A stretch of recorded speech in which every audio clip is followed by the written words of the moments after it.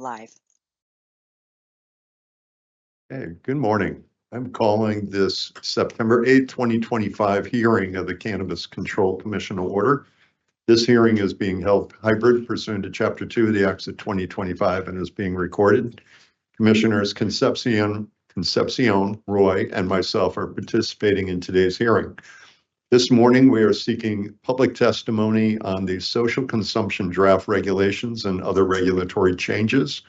Before we begin the public hearing, I'd like to remind you that this hearing is being streamed live and there are microphones placed throughout the room. For that reason, we ask that you please keep any side conversations and noise to a minimum. I know for some folks, our public hearings are always a great time to reconnect with folks in the industry, but I would invite you to take any conversations out into the hallway.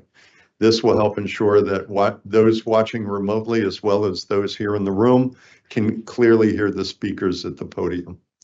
I anticipate taking about a 45-minute lunch break at or around 12:30. If a commissioner wishes to request a break during any part of the hearing, please raise their hand. First, some housekeeping guidelines for those wishing to testify. Please add your name on the sign-up sheet in the back. We will take testimony in order of sign-in. If there are elected officials who wish to testify, they may go first. I don't believe we have any. First, we'll hear testimony from those who signed up in advance of the meeting and then those who signed up to testify just today. In order to allow as many people as possible to testify, we will be limiting testimony to 3 minutes.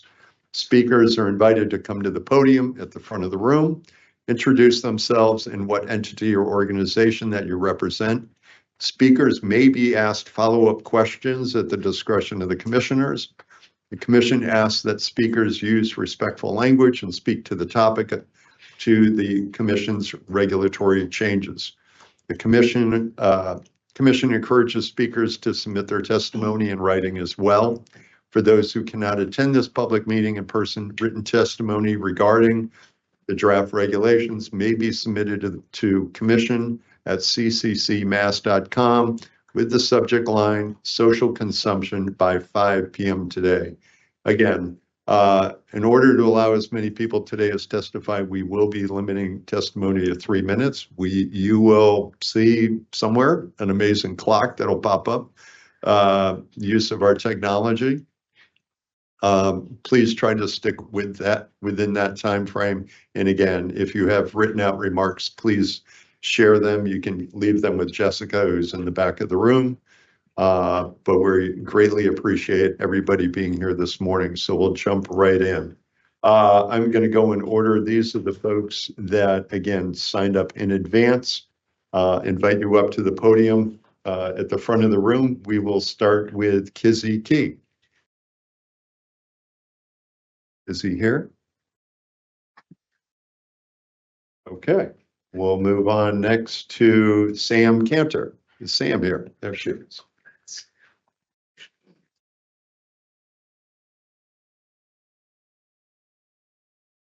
Hi, my name is Sam Cantor. I own Dinner at Mary's and High Road Canna Yoga. I've been doing this for a long time. I think I know most of the people in this room. I have a lot of concerns with the regulations, but there are two specifically that I want to focus on, and coming from a logistical standpoint. So I come from a restaurant background. I think social consumption ideally really can mirror a restaurant experience, and that's kind of what we're looking for. And logistically, these regulations are clunky, and that's the best word I can use for it. So there are two specifically that I want to reference: the separation of sales between cannabis and other items, as well as the limitations on dosage. 10 milligrams is an acceptable amount for a lot of the population, certainly not all of the population. I understand that people can order more than 10 milligrams, but having a separate transaction for each one of those 10 milligram times is clunky.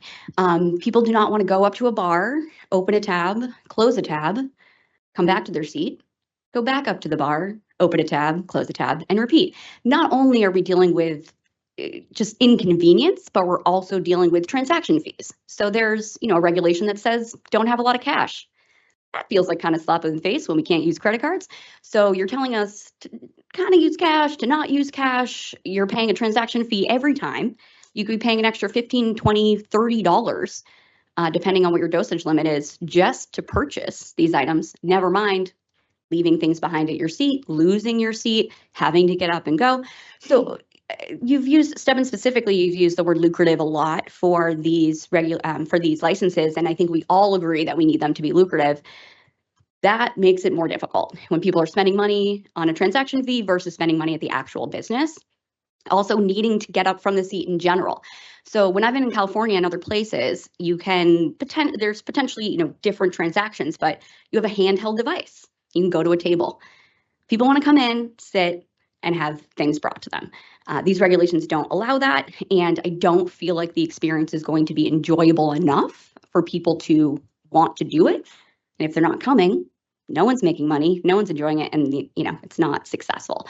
So I think those two specifically are a big challenge. I know I've sent a lot of feedback about some other things, but I think that 10 milligram limit, which I'm not seeing in other states, really feels like we're being treated like children, like we don't know how to dose ourselves, and we're also, having an experience that is just not going to be enjoyable.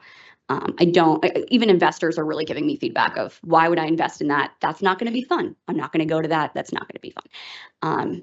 I'm also disappointed that a lot of the events that I do are not going to be able to continue once these regulations are in place. Over the weekend, I did a beautiful event on a beach in Cape Cod. Is that my warning? Is that my? If you have it. Just saying that Little extra. we won't be able to do that with these regulations, and people really enjoyed it. We should be able to do it. So thank you for your time. Thank you. Next on our list is Dr. Marion McNabb. Don't see her in the room. Next person who signed up is Jason Launer. I got your name correct? Okay. The next person to sign up was Kiana Washington. Okay. Next person who signed up is Alfredo Johnson.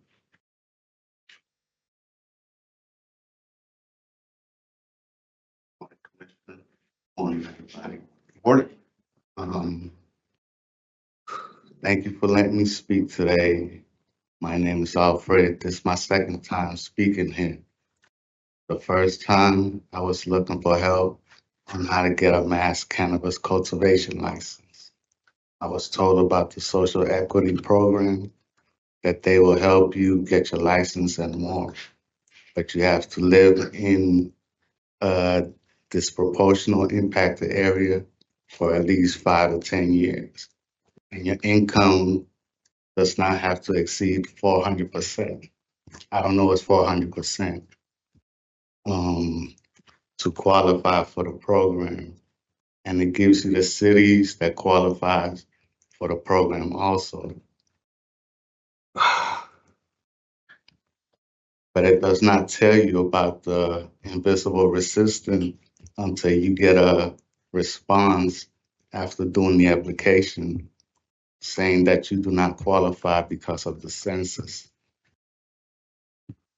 It's saying that where I used to live in Worcester does not qualify for the program.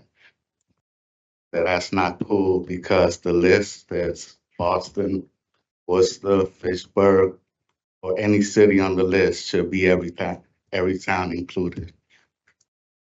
Most of us with low income or people with housing, Section 8, we scatter all over the place. We don't want to live in the hood no more, so we want to live in better areas. And I also missed it because I live in Gloucester, so Gloucester was not on the list. So all I'm saying, if you guys want to help us without any invisible resistance, or just say all the towns in the cities that qualify from the beginning. I hope I can qualify in the future. Thank you. Alfredo, thank you. If you have an email or a phone number, would you give it to Jessica in the back of the room, please? I'm sorry, Commissioner Roy, go. Thank you, Alfred. What census tract, where in Worcester did you live? Where we live, babe? Near Vernon Hill. Vernon Hill. I can't even think right now. Sorry. And that wasn't, that area wasn't in the, No. in the approved census, right? Follow. You know the zip code? No. 01610. 01610. Thank you. And then one more follow-up. When did you apply? Was it for the last? The one that just opened. I've been following you guys for a year now, so Thank you. And I'm sorry, Alfred, where, you live in Gloucester now? yes. Got housing, so that was the only place that accepted my families. Drove 2 hours here, go to Brockton, everywhere they got something going on, I'm right there. So, Yeah. And you lived in Worcester how long? 9 years. Years. The last 10? Yeah. Yes. So you lived in Worcester 7 years out of the last 10 years in 01610? Yes. Okay. I understand where we're going. So you lived in that same address. You didn't move around in the city of Worcester at all. You stayed in that. Yeah, right. Okay. Okay. Thank you. Thank you. Thank you.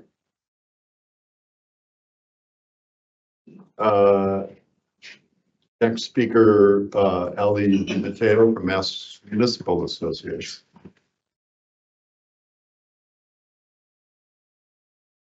Thanks so much. Good morning, Chair Stebbins, esteemed members of the commission. My name is Ali DiMatteo. I'm a legislative policy counsel with the Massachusetts Municipal Association. Thanks for the opportunity to testify before you today on behalf of cities and towns on these draft social consumption regulations. We've submitted formal testimony along with the Massachusetts Municipal Lawyers Association. It's fairly lengthy, so I'll be brief in my comments today. While our members vary on the degree in which they embrace the cannabis industry in general and their anticipation in engaging with social consumption licensees, they're unified in their support of ensuring clear municipal decision-making and authority. Given past disagreement over host community contracts, it's imperative that these social consumption regulations really make clear that all licensees must create and comply with new host community agreements on social consumption with all their host communities. This includes event organizer licensees. Under the draft regulations, event organizers would only need a host community agreement with the municipality in its principal place of business. Given the complex nature and risks that are associated in these events, a host community agreement in every municipality in which they operate would really ensure a clear understanding of expectations, risks, and needs of both parties. I'd also like to echo some of the public safety concerns that I'm sure you have heard, particularly from the Massachusetts Chief of Police Association. The draft regulations don't go far enough to ensure clear and consistent guidelines for the cooling down period or to prevent impaired driving. We really would like to see language supporting training for police and emergency first responders in these communities and creating reporting and command structures among the licensee agents and emergency personnel in each community. We know many of our members are excited to engage with social consumption licensees and others are hesitant to further involve themselves in the industry. Really establishing clear language to ensure municipal control and explicit safety protocols and to protect the public is essential to launching this new industry. Those are my comments. Thanks for your time. Let me know if you have any questions. Commissioner, go. Ali, thank you so much for your testimony, and thank you for the testimony written that you submitted to the Cannabis Control Commission. That's been really helpful. I wanted to know if you had any additional insights or comments on the cooling down room itself. I'm certainly not a public safety expert or an expert in the cannabis industry in general, but I think there's a lot of concerns about who goes to the how do we know someone needs to go down to a cooling down space? What are the guidelines for how long they are there? How do we know that they can leave the cooling down area? And also, what are the public safety guidelines in terms of the communication with public safety officials in those areas? So will police emergency responders be notified that someone is going into a cooling down period? How long or at what point will they be notified? How long in the period of time before maybe a first responder might need to be called if something has gone worse in the cooling down period and is not cooling down? And sort of how that relationship will be built and what the clear guidelines will be.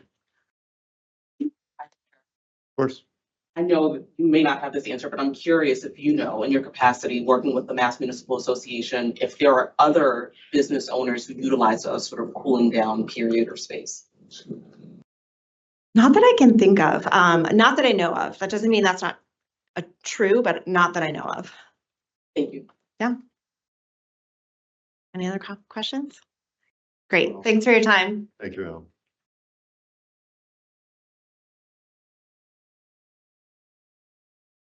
Next speaker I have is Danny Carson. Danny here. Okay. We'll move on to Ryan Dominguez from Mass Cannabis Coalition.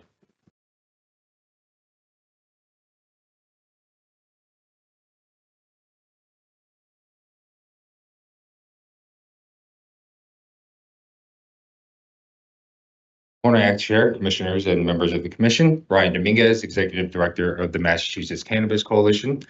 First, let me thank you for advancing these draft regulations. We recognize the Commission's efforts in meeting with industry stakeholders and for creating 3 license types with much of our input included. With that said, we believe the Commission has a very strong first draft of the regulations, and the MCC has submitted some minor recommendations in the letter that I sent out earlier today. We believe the adjustments we have recommended are critical to ensure that we are truly promoting license types that can become financially viable and even turn a profit.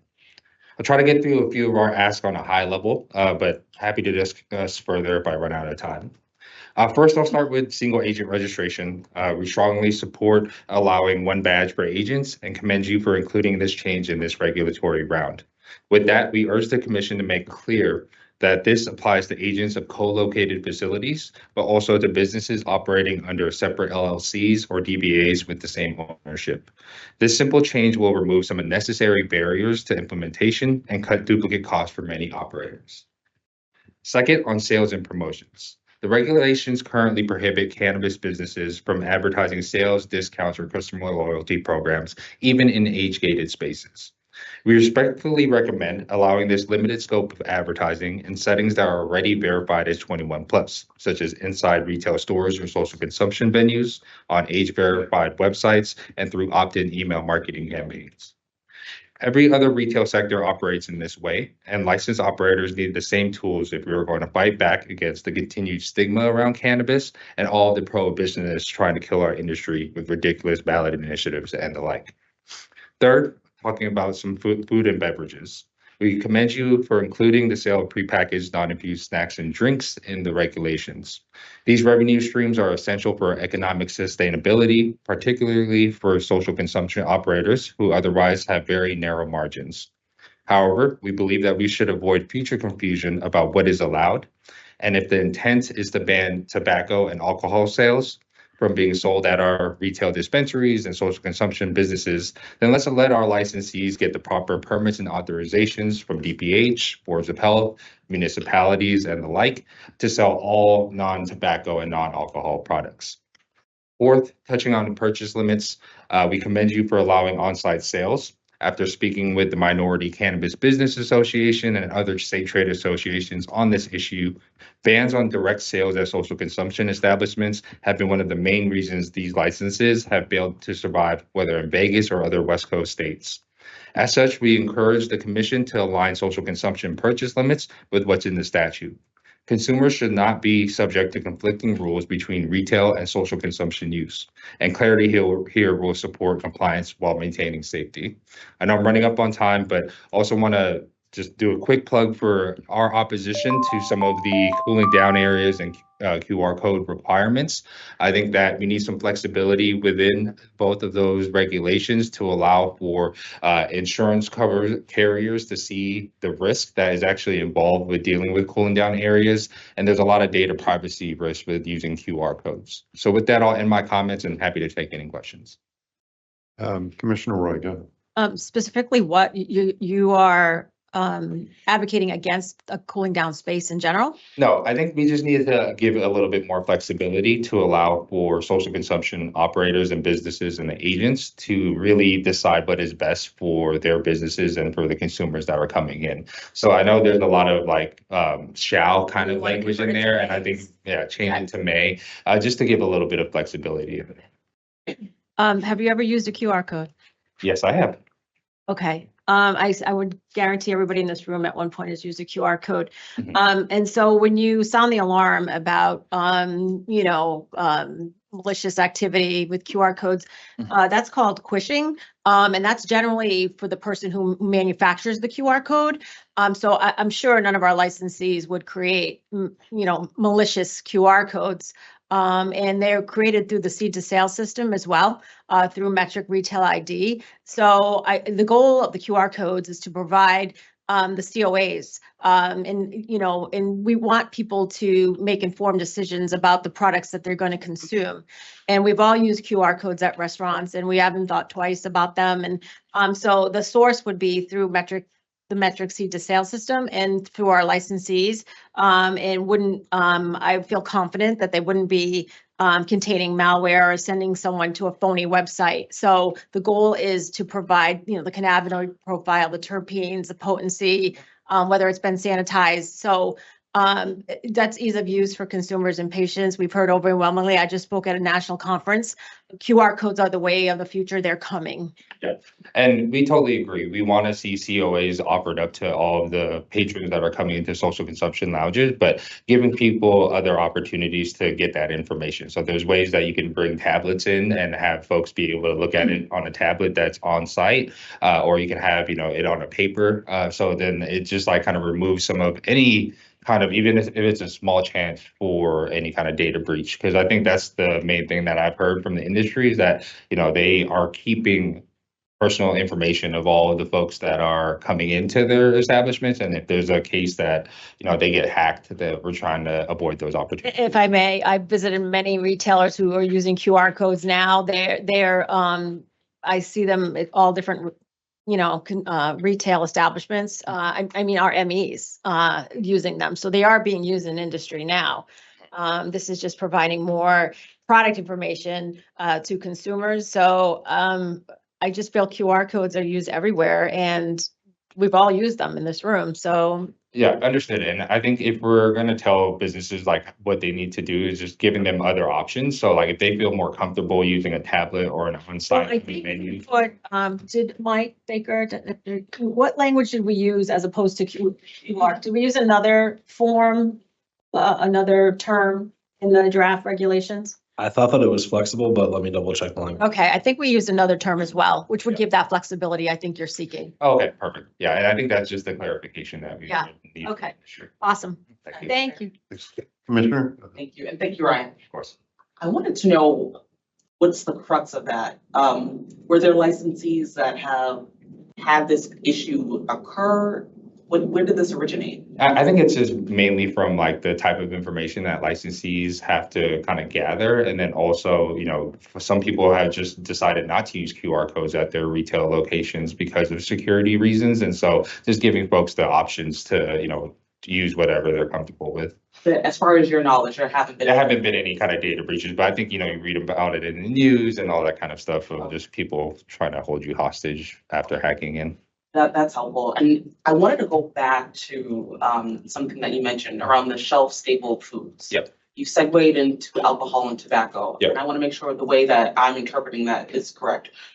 You are asking for clarity from the commission in order to permit, or just what you might just explain? Yeah, of course. So I think this whole issue around the snacks and water is because it's not explicitly listed within the regulations, and that has caused people to receive enforcement actions.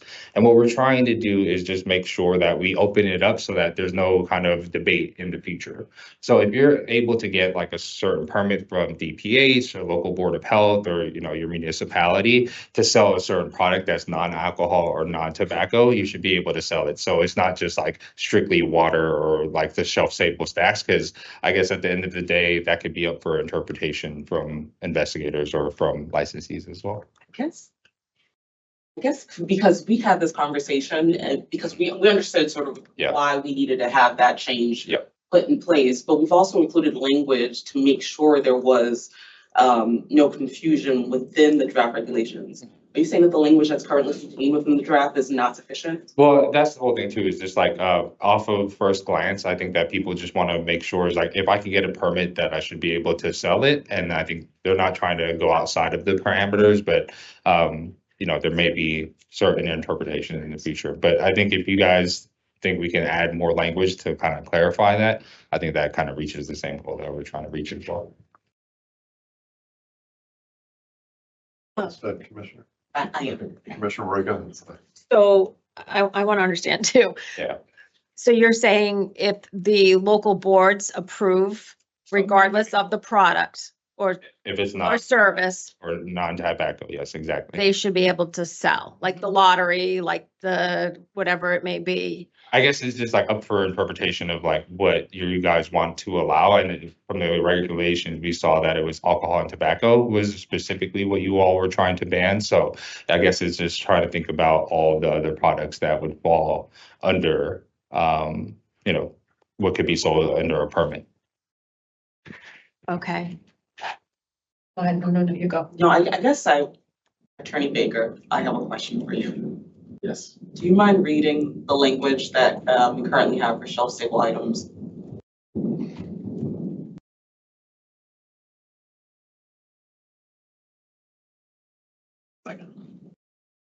And I can wait for my phone. Okay. Want to go ahead now? Did you find it? Can I ask a clarifying question? There's two different sections. So one's for retail sale and one's for the social consumption specific. So just wanted to clarify which one you're looking for. For the social consumption provision. The reason why I'm asking that is Yeah. because I know we talked about it at length here, and I wanted to just provide that language because I believe we injected some language there that added some additional clarity around what can and cannot be sold. So I just wanted to put that into the record and make sure we all have If I may, I think respectfully, we were of the opposite mindset Yes. that we wanted a break, like in other words, the shelf stable snacks, but anything that crosses that line would have to come back before the commission. And that's why we put that insurance language, if you will, Interesting. for that reason. Yeah.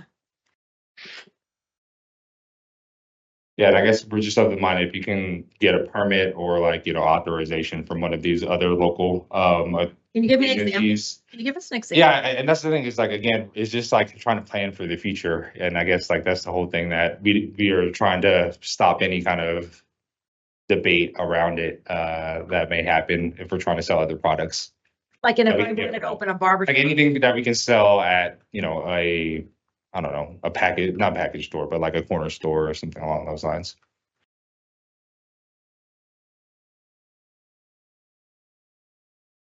You have the language. Yes, so just to orient everybody, we're in the section of 500, 141, 3, limitations on sales. Again, this is the social consumption requirement section. So the specific language, there's a couple different at play here. So you're looking for the shelf stable language or the other food language? shelf stable. Okay, sure. So it's 500, 141, 3G, sale of shelf-stable products. A social consumption establishment shall sell non-infused food, water, and drink items that are prepackaged and shelf-stable and shall obtain all licenses and permits as necessary prior to the sale of shelf-stable products. A social consumption establishment shall not sell alcohol or tobacco products. And then The other section that is also, I think, worthy of just raising right now is H, the next section, sale of food. A social consumption establishment may sell, allow sales, or delivery of non-infused food or drinks for social consumption on site and shall obtain appropriate authorization from the Department of Public Health and local boards of health prior to the sale. And your.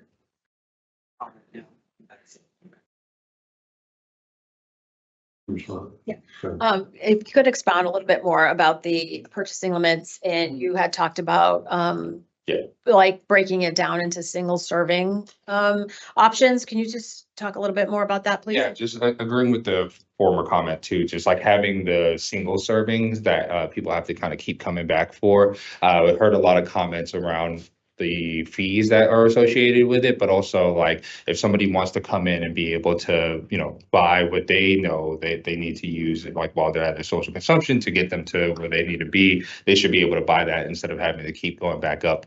And I think what we're trying to do is just match it so we're not confusing people who are going into a social consumption business and want to purchase up to their limit that they're used to in a retail dispensary. So just allowing the same kind of matching between the statute and what is going to be in the regulations. Yeah, I guess I was a little confused by that because I think the bar analogy was used, but like when folks go to a bar, they don't close out the tab every time they start a tab. And so I don't understand what would preclude someone at a social consumption. I guess they have to purchase it, Mike, Attorney Baker.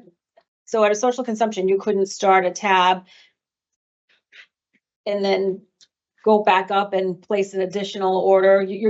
I don't know if that's expressly written. We have to close out the tab. I guess I'm. I think that's something that would be in guidance, but I do believe that that is envisioned under the current draft. So, okay, so if I go, I'm at Ryan's social consumption establishment and I go up and I buy a infused mocktail, I cannot keep that tab open to go back later to get a second infused mocktail. I have to close that tab out. There's nothing in the regulations that would require you to close them out right now. That's what I thought. But I guess for the seed to sale tracking, we're opening up ourselves for some compliance headaches, especially if you're not closing it out every single time. And I guess I don't know how it would work because it's not, I guess, completely similar to a bar situation, I guess, for the purchasing.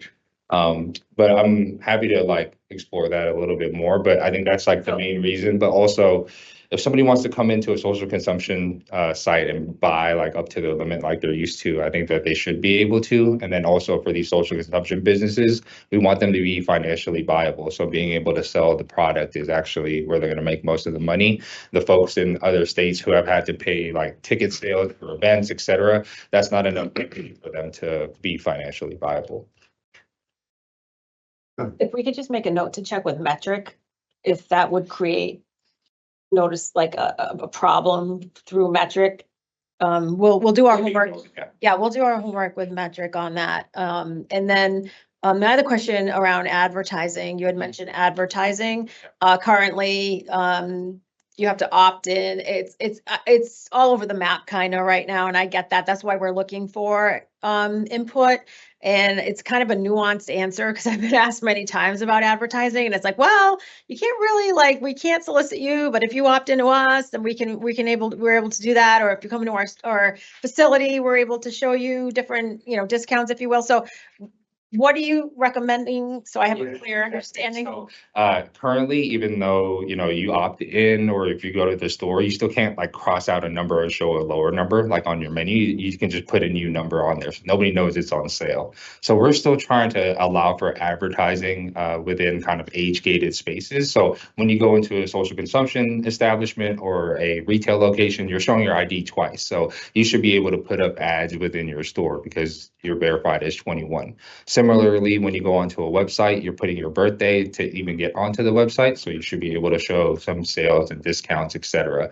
People are still receiving enforcement actions to this day for doing that exact same thing on their website. So we're just trying to allow for a little bit more advertising within the spaces that we already know are controlled in 21. Okay, but you're not advocating for mass marketing type of thing. Exactly. Right? For the email marketing campaigns, you put in your birthday and confirm that you're over 21, then we know that we can send you an email that says I see when I visit MEs, like they'll say promotion, special, right? I see that language on these boards. But what you're saying is you want to be able to say was $4.99 now $3. Is that what you're kind of saying? Exactly. I just want That to. helps you to control your inventory, like when you have things that are sitting on the shelf, and then you can actually get it out in a sale, and then it actually drives people to buy those products when they see like that cross out and the lower number. So many other retailers across any industry are able to do that, and that's all we're asking for. Okay. Okay, and what about marketing to like particular, like senior citizens discounts on a Thursday or something like that? Yeah, again, it's like one of these things where I think they're putting it out to, different people who have maybe signed up for an email marketing campaign, but they can't cross out any numbers and show that there's any kind of sales. So, and again, same thing with like customer loyalty programs. You can't like have anything that is accruing points. And so just to kind of keep your brand awareness, keep your customers coming into the store, I think these are just very basic tools that any retailer has. So again, we're trying to keep it behind age-gated spaces, and I think this is a nice little incremental step. Yeah. Actually, we visited an ME that did points, but they did it for like dog toys, animal toys. Like you couldn't get product, you could get like branded goods that were dog toys in it. So we've seen creative things along the way, but I hear you. Yeah. Okay. Thank you. Thank you. Appreciate it. Next up is Winda Taveras. Okay. Zobedo Madero. Okay, I have that right.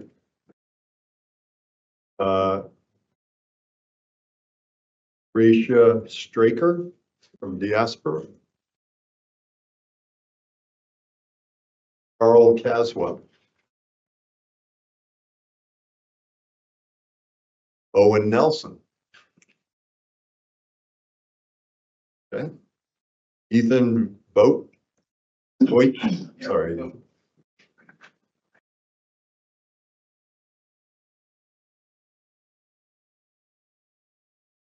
Right.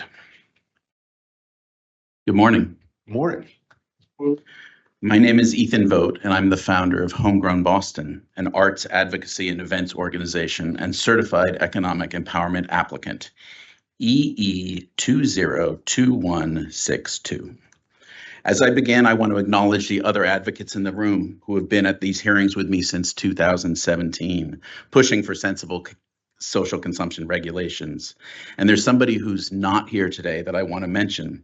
I want to dedicate my testimony today to Bill Dowling, one of the founders of MassCan and the Boston Freedom Rally, whose vision for an open, communal, and fearless cannabis community inspired so many of us.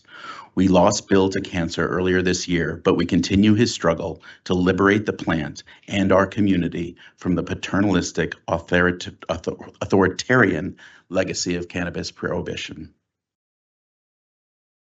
What the drafters of the 2016 ballot initiative and the voters of the Commonwealth asked for was simple, common sense cannabis regulations. But when it comes to social consumption, this commission has not yet fully embraced their duty to deliver that.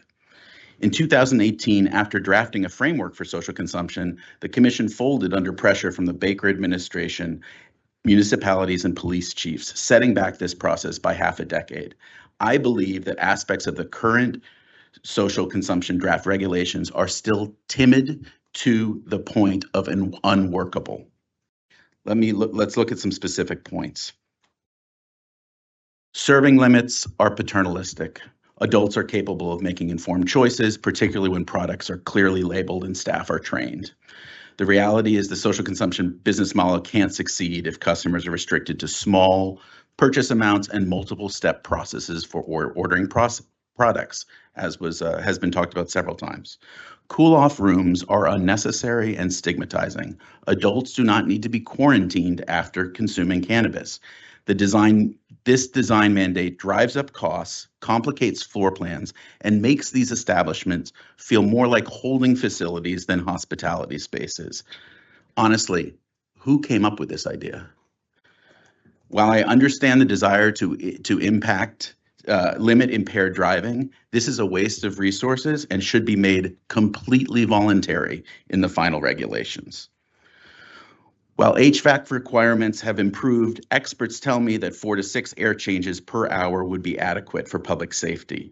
Mandating 15 changes is excessive. And finally, please allow on-site preparation of non-shelf stable infused foods and drinks, so these establishments can operate as true hospitality businesses. This flexibility not only supports financial viability, but also empowers operators to develop unique, locally inspired menus that highlight Massachusetts' culinary talent and distinguish our social consumption spaces. Massachusetts has the space, I'll just finish up in 10 seconds. Massachusetts has a chance to create spaces that are safe, equitable, culturally vibrant, and that normalize cannabis, responsible cannabis use. I urge you to finalize rules that prioritize feasibility, innovation, and dignity, and allow this license type to flourish. That is what Bill would have wanted, and that's what the residents and entrepreneurs of this Commonwealth deserve. Thank you. Ethan, hold up, Commissioner. Thank you, Chair. Thank you, Ethan. My pleasure. Can you talk to me about your displeasure with the cooling off space? I just think it's, again, well-meaning, but just does not work for human beings. And it's like, it doesn't fit within any kind of hospitality set. So I understand we really don't want impaired driving, but this is just not the way to do it with adults. I have it be voluntary if people are interested in that, but a mandated holding spot for people who have consumed cannabis just doesn't sit well with me. So again, I'm very interested, Marion McNabb, who I'm sorry wasn't here today. There's some interesting things. She has some things called Undo, which are pills that can reduce the impairment of cannabis. I'm very interested in that. CBD, other ways of doing it for overconsumption, but I don't think space is the answer. Go ahead. So you're more inclined to make it optional for licensees to offer the THC inhibitors like Dr. McNabb is working on, as opposed to having a holding area? I mean, if they want to have a holding area, they're welcome to do it. I think I think we should investigate other ways of reducing impaired driving. Like the Undo, like the THC? I'm interested in Undo, but mostly take a ride share, like thousands, millions of people do when they go out in the city of Boston and are impaired by alcohol. Commissioner, go ahead.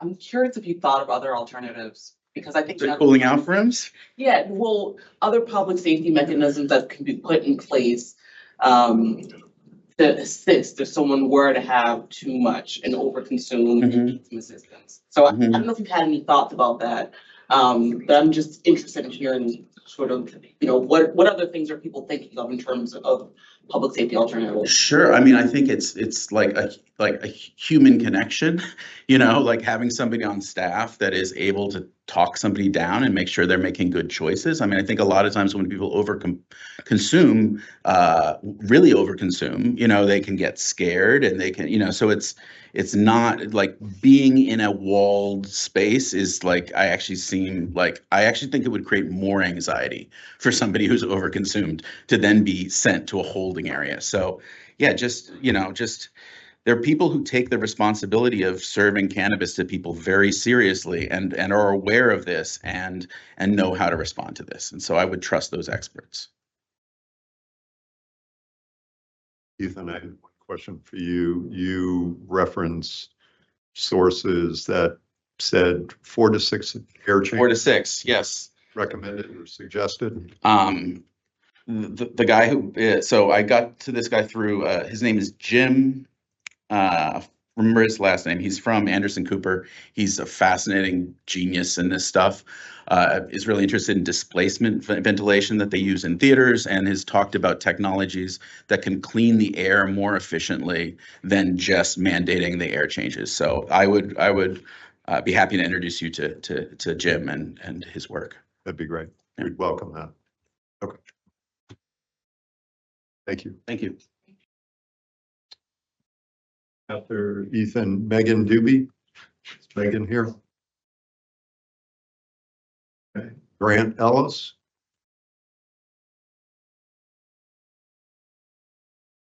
Chandra Batra. Welcome, Chandra.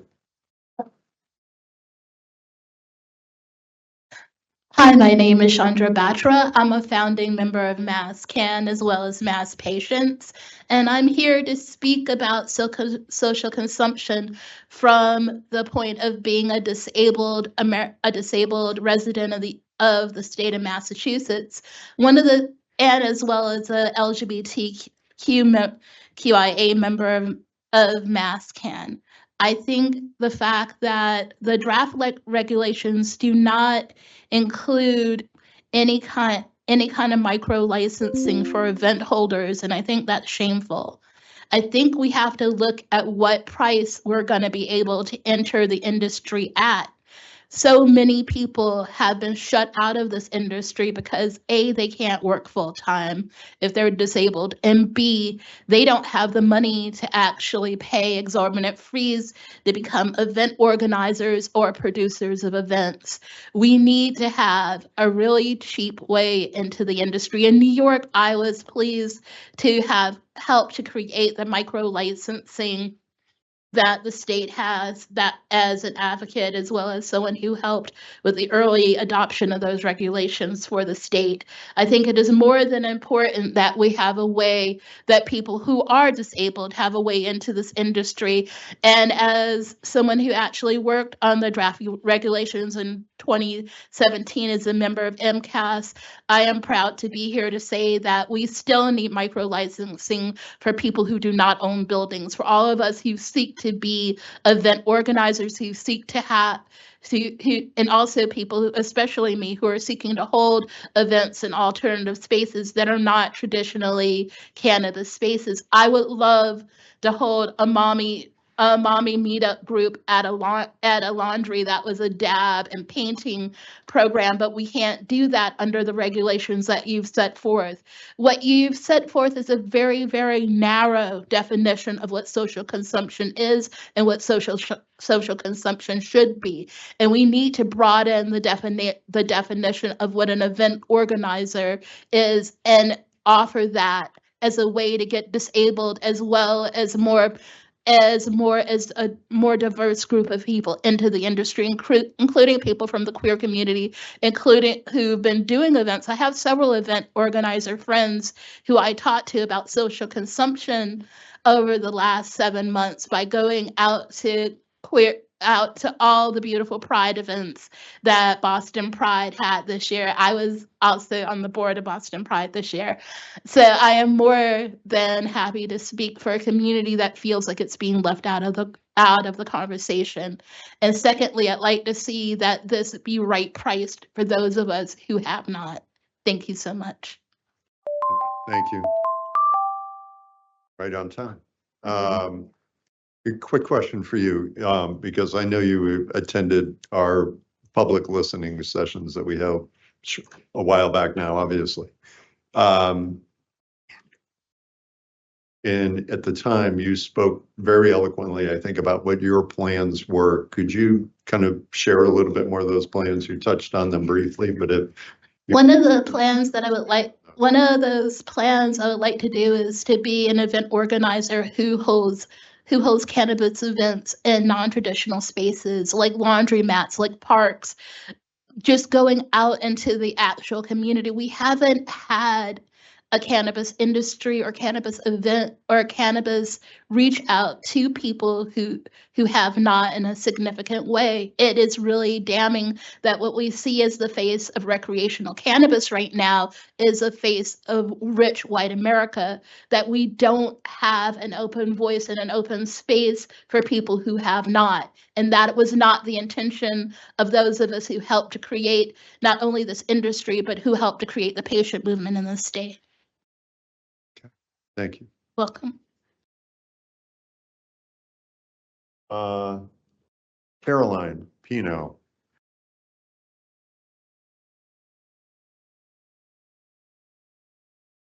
Thank you, commissioners and staff. I'm happy that you are establishing the framework for effective social consumption establishments in Massachusetts. However, I hope the finalized regulations do not place requirements on SCEs that are markedly different and more burdensome than those placed on bars, restaurants, and other establishments that serve alcohol. I want to point out some specific concerns I have with the current draft regulations. The draft regulations require additional labeling information, QR code linked to the COA, and onset duration of effects that other license types are not required to include. It is not clear how or where SCEs can obtain this additional information, although I know that other testimony provided some clarity on this. I would ask that the CCC review this while noting the discrepancy with other license types. Under the draft regulations, SCEs are tasked with assisting customers with means of transportation and other services tailored to the SCE's host community requirements and reviewed by the host community's chief law enforcement officer. While I understand the public safety intent, this is not a requirement for alcohol establishments. As a matter of fairness and to address the obvious double standard, I request that the CCC review this requirement. The draft regulations require that SCEs to have an electronic ID scanner, a measure not required of alcohol establishments or cannabis retailers. I asked the CCC to review this regulation for fairness amongst licensee groups. The draft regulations require cannabis retailers applying for a supplemental on-site consumption license to ensure that products purchased for on-site consumption are distinguished from products purchased for retail sale. This would seemingly require an operator to create separate inventories for retail sales and consumption sales. It would also require operators to ensure that retail customers not enter consumption areas. I asked the CCC to review the burdens created here. The draft regulations require that the smoking consumption areas be separated from sales area by a closed door and be only accessible from the retail sales area. This is confusing and at odds with the requirement that the sales and consumption areas be separate and the consumer cannot take product purchased in the retail section into the consumption section. This needs further adjustment for operational clarity.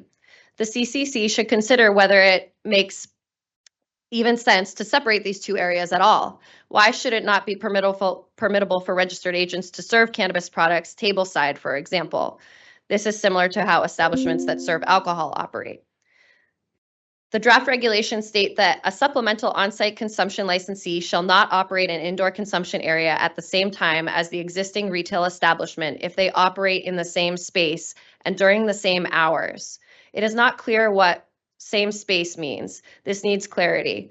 Wouldn't it be important for both businesses, brick and mortar retail and social consumption, be able to establish their own operating hours? Thank you. Thank you, Caroline. Questions, Commissioner? Yeah, thank you, Caroline. On the quick recovery codes, the QR codes, the intent in the regs isn't to display onset of action or duration. It's for the COA.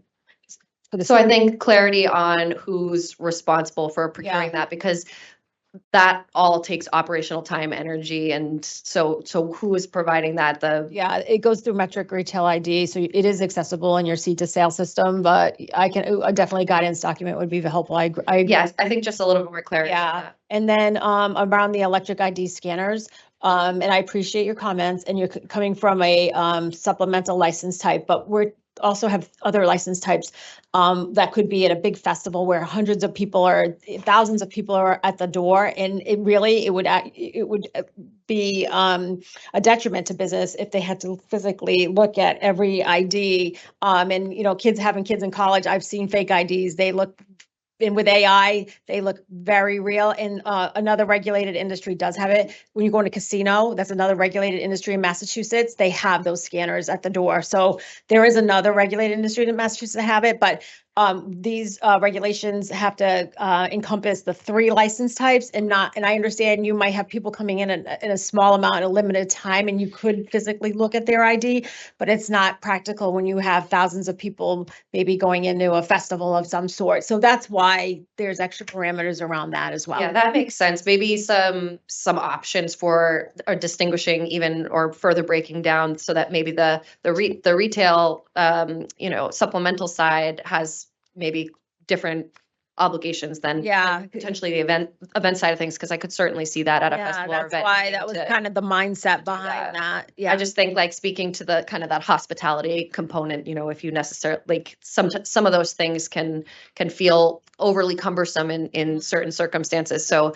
I think just really being able to ease any of those unnecessary things just to make the business run a little bit more smoothly and for it to cost less money for operators to have to make this work. And what was your concerns about the retail space and the door? Can you talk to us? I just want to make sure that it's clear in the regulations, and I think there's some confusing language in there, and I've cited the different regulation here, the numbers for you, so you guys can hopefully have reference to that. But making this run like a hospitable space that maybe to the guest that's visiting, it doesn't really feel like there's all of this like compliance burden around the experience.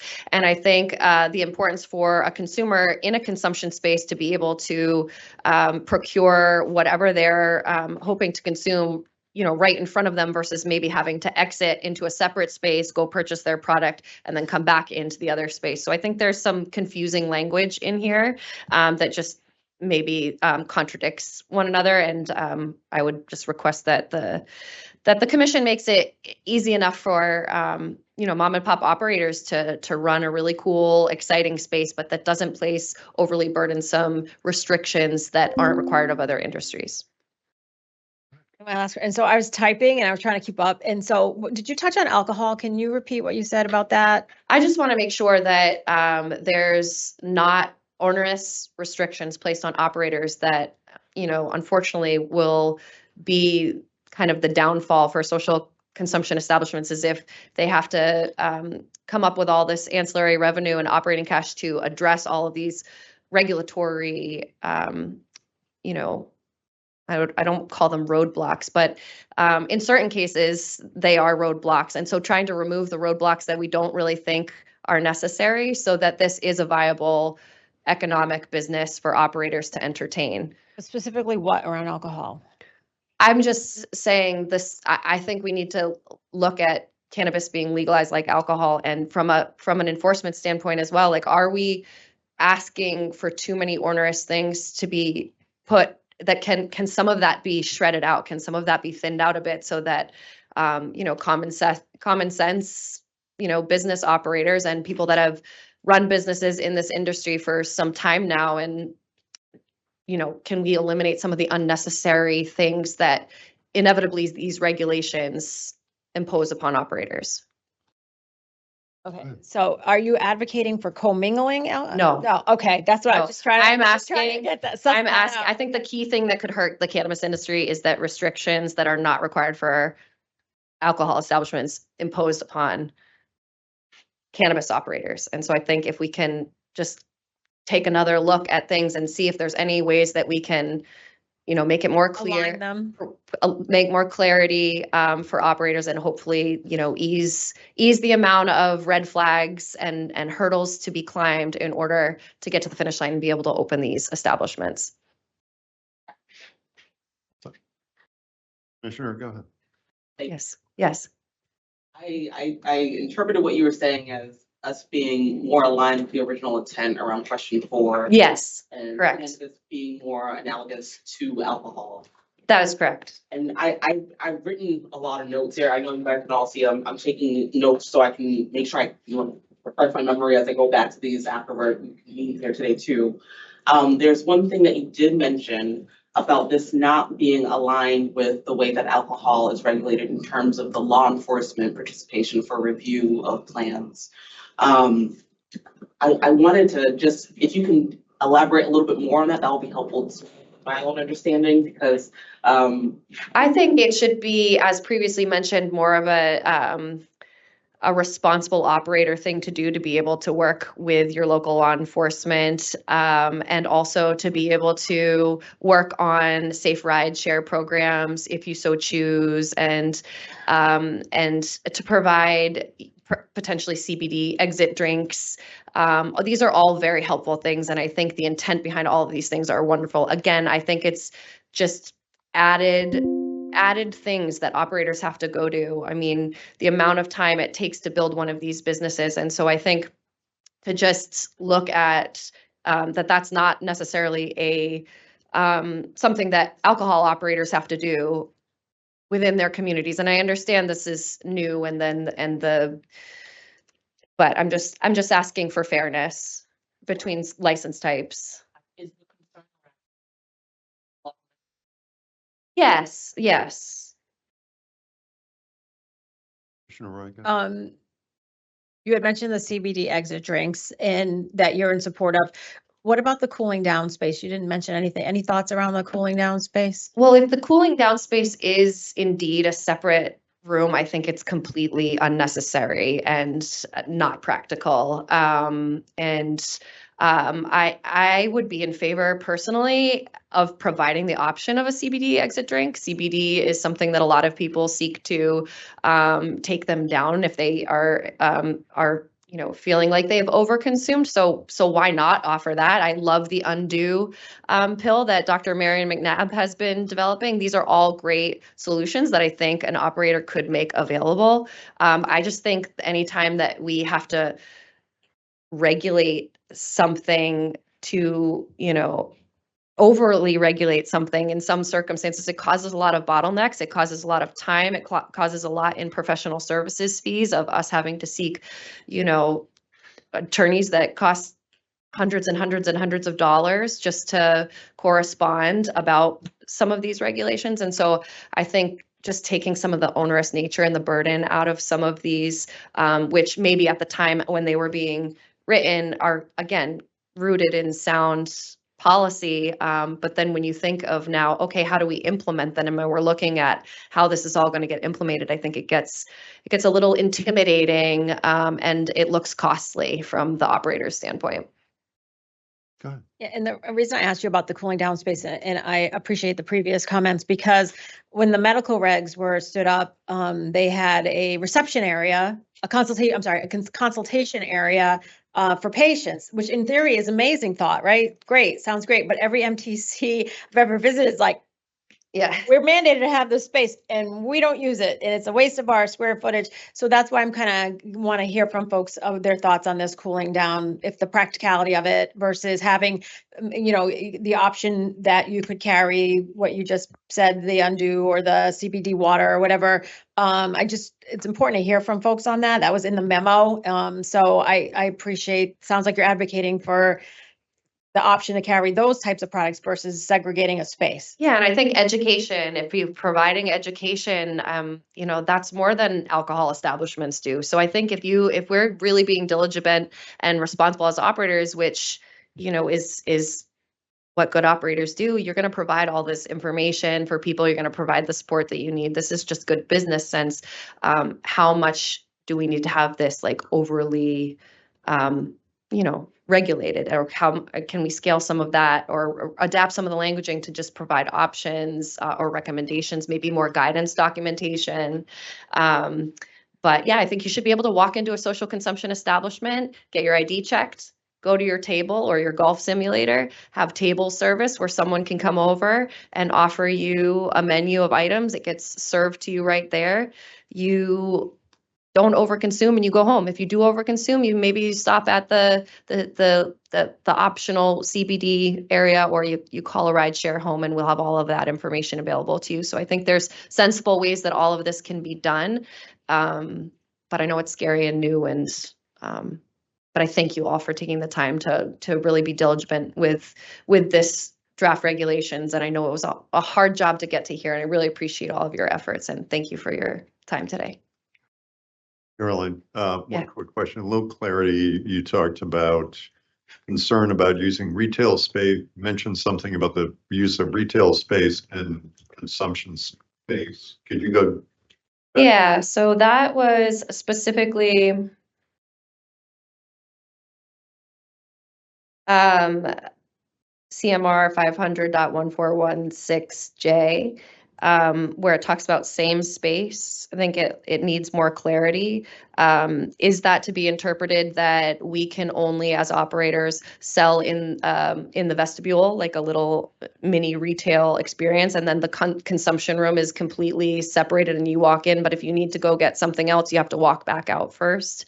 So I think for operational clarity, there needs to be some analysis of what that looks like and what the vaults situation looks like for operators, and will we have the ease to just go up and be served a levy on draft if you want to be able to do that. In just so hopefully I can offer some clarity, I think when I heard you say that, I think we were referring to, you have a retail floor and you choose to do your consumption on the retail floor. We're saying separate those hours, right? If you're going to be doing combustion on your retail floor, try to do it when there's not an active flow of customers coming in. But it's a little more clear now, I think. Yeah, and I think in my instance, having two, the same building but separate properties, just how do you reckon that in the regulations, and also can you be served table side? It's unclear to me that the sale still of the cannabis doesn't need to be separated from, but if there's any clarity on that, I would welcome that. I think our deputy GC wants to offer some clarity. Thank you very much, Mr. Acting Chair. The regulation that you cite is written in such a way that if the owner chooses to have indoor smoking consumption areas, because there would be smoke going on indoors, we wanted to ensure that secondhand smoke doesn't reach a consumer coming in to purchase and leave if it's in a supplemental retail establishment. And also so that workers who are obviously not consuming are not hit with a secondhand smoke. So that's why that section that you cited is specific towards indoor smoking. Again, we're going to have that HVAC requirement there, but if the business owner chooses to just have edibles or do the non-smoking version, you can have that tableside service. There's no separation requirement for retail sales and consumption areas. So I would challenge you to relook at that, because I think it's just clunky. Like if you're in a space where there is smoking, you have to then exit the space to go get more product if you wanted to then have a levy, or we couldn't have a levia in the same space where we have a levy or an infused tea, bar where you could be smoking there and then also ordering yourself a beverage. You'd have to exit. That just it doesn't make sense to me. So that would be my feedback. Thank you. Thank you. Next up is Ezra Arzabak. Is Ezra here? Not sure. Okay. Ilana Gurjoy. You got your last name. You got my last name right, and sometimes people who know me well don't, so. Okay. Good morning, commissioners and staff. Thank you for the opportunity to speak today. My name is Ilana Gurjoy, and I work at the Franklin Regional Council of Governments, where I'm the health policy coordinator for the Communities That Care Coalition, which is a youth health coalition. The FERCOG has already emailed comments, so today I'll highlight issues that most affect youth. I'll start by sharing that I've personally seen some of the benefits of legal retail cannabis for adults, including for my own spouse who used cannabis for end-of-life care before his death from cancer in 2020. However, for children and youth, social consumption adds a whole new set of places where they may be around adult use and advertising. While sales are intended for adults, we need to ask ourselves, how will this change affect children and youth, and what are the messages we're sending to them? Our coalition's regional youth survey data shows some very concerning shifts since legalization. Fewer students now see cannabis as risky for teens their age, down to 41%. And as of last year, about 15% of students who drive say they've driven after using cannabis. For hospitality licenses, here are some concerns. Having children and teens near adult cannabis use is a known risk factor, and these licenses may lead to cannabis use in places that children and teens spend time, such as bowling alleys and arcades. Our recommendations for this license type includes 1, visibility controls. Require opaque walls between cannabis and non-cannabis areas so cannabis use can't be seen by minors. 2, odor controls. Ventilation can't solve this issue. For this license type, we strongly recommend limiting consumption to edibles only with no smoking or vaping. 3, advertising restrictions. No advertising or images on interior spaces leading to the consumption area, just like the outside of existing MEs. So on to event organizer licenses. We have many of the same concerns with this license type. Based on our experience in Franklin County with unsanctioned cannabis events, which we know you did not oversee, and established public health research, our recommendations include 1, require entire events with social consumption to be 21 and up. Having designated areas for sales and consumption does not reduce most of the risk factors for children and youth. 2, a clear plan for preventing illegal sales of other substances not overseen by the CCC, as this was a consistent issue at the events in Greenfield. 3, additional measures to prevent impaired driving and overservice. Rural areas often don't have rideshare options. And 4, we also support the Mass Municipal Association's recommendations that Ali gave a little while ago. Before I end, a quick word about education. We appreciate that you're committed to it, and we look forward to partnering with you if you'd like that. We can offer our staff time to you at no cost to the CCC. And thank you so much for all your hard work and for time to speak today. Thank you. Well done. Commissioner Roca. Thank you, Alana. My question is, you had mentioned additional measures to prevent overconsumption and impaired driving. Do you have any examples of additional measures that you could recommend? So, I think that there are a couple different types of measures. One is about finding other ways for people to get home safely, and I know that that's tricky. We're really trying to figure out in rural areas what to do about that. So, like the Massachusetts Police Chiefs Association recommended, could there be some kind of like incentives for designated drivers? Could there be other things, to do? So I think finding ways that people can opt into finding safe ways to get home is one option. And then I think another is for thinking more specifically about overservice. And I do understand one of the challenges with cannabis is that overservice for one person is not overservice for another. So I know that, for some people, when they're even having a couple of milligrams, it's a lot for them. And I understand that for some people, having 10 milligrams is not as much for them. So it's tricky to have that one benchmark. And so this is not my area of expertise, but I think that that there's ongoing research about how to figure this out. And I do think that having kind of both of those tracks of sort of methods, like one about, okay, how else can you get home? And then the other is, how can we make sure that people are okay? And we want them to be okay whether or not they're driving home, right? We want them to be all right, and we want them to have a good time as well. Go ahead, Commissioner. Any thoughts from a public health perspective around the cooling off area and also the other modalities we talked about? CBD water, THC inhibitors that are over the counter. These are over the counter, non-prescription items to help folks.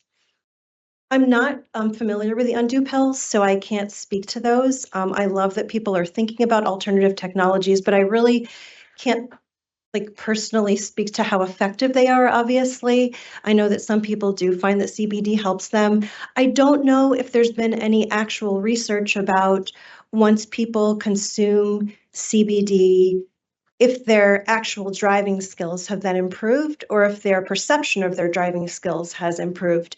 Because one of the things that NIDA, the National, Institute, has done a lot of research on is that there's a difference between people's perception of their ability to drive versus their actual ability to drive. And so there are some people after consuming cannabis, alcohol, or other substances who will say, I feel fine, I can drive, but they're not necessarily always right. And so that's really the tricky thing is, could there be some testing to go along with some of these products to find out if people are actually accurately perceiving their capacity? And, and you're from Western Mass, correct? Yes, It is more rural, right? it is. Than the eastern part of the state or the near Boston. Yes. So, is there Uber accessibility in most of the areas in Western Mass? No, well, at least in most of Franklin County, I think maybe only one or two towns has Uber and Lyft or other rideshare Ride services shares, yeah, I available. want to promote any. Yeah, exactly. No, I'm any not trying to promote any particular particular one either, ride share. but I guess we don't have any of the major ones out there, and that's one of the big challenges. And it was one of the challenges in Greenfield during the previous events, which you were not involved with, but we saw a lot of people. We heard about a lot of people driving home after consuming, and quite a few of them had children in their cars with them, and so that was one of the concerns that we had. And I used to live directly across from the fairgrounds, so I saw some of this, but I also heard some of these concerns from multiple local residents and other people in the community as well. So that's one of the big challenges in rural areas, is just figuring out how this can work in a really practical way. And it may need to be done differently in rural areas than in urban regions. It may be that something can work really well for Boston, but it won't work well for, out in the Berkshires or in Franklin or parts of Hampshire County.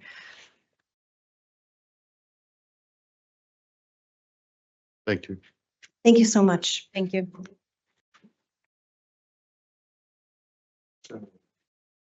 Before I move on to day of signups, I'll just kind of run through folks that are pre-signed up just to see if they've joined us since we started. Kizzy Key, Marion McNabb, Jason Blauner, Deanna Washington, Danny Carson, Linda Taveras, Beta Madero, Risha Straker, Carl Caswell, Owen Nelson, Megan Doobie, Grant Ellis, Ezra Parzabak. Okay. All right, let's move on to the folks that, okay. I have a request for a 5-minute break. We'll take a 5-minute break. Funny how that happens. And we'll resume the public hearing and take on the number of folks who have just signed up today. So thank you all. Thank you. Yeah, that's what I'm interested in. Yeah. About 5 years.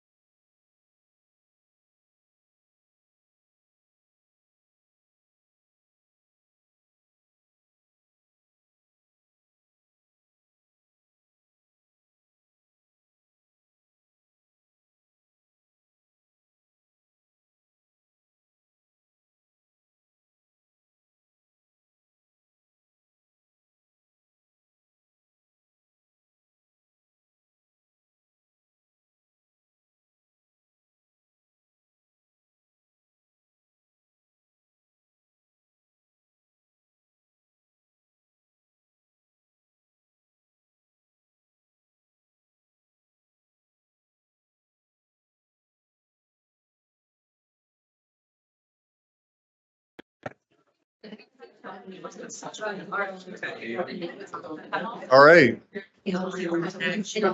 We'll resume. We will pick up with folks who signed up for the day of. We'll start with Paul McNeil.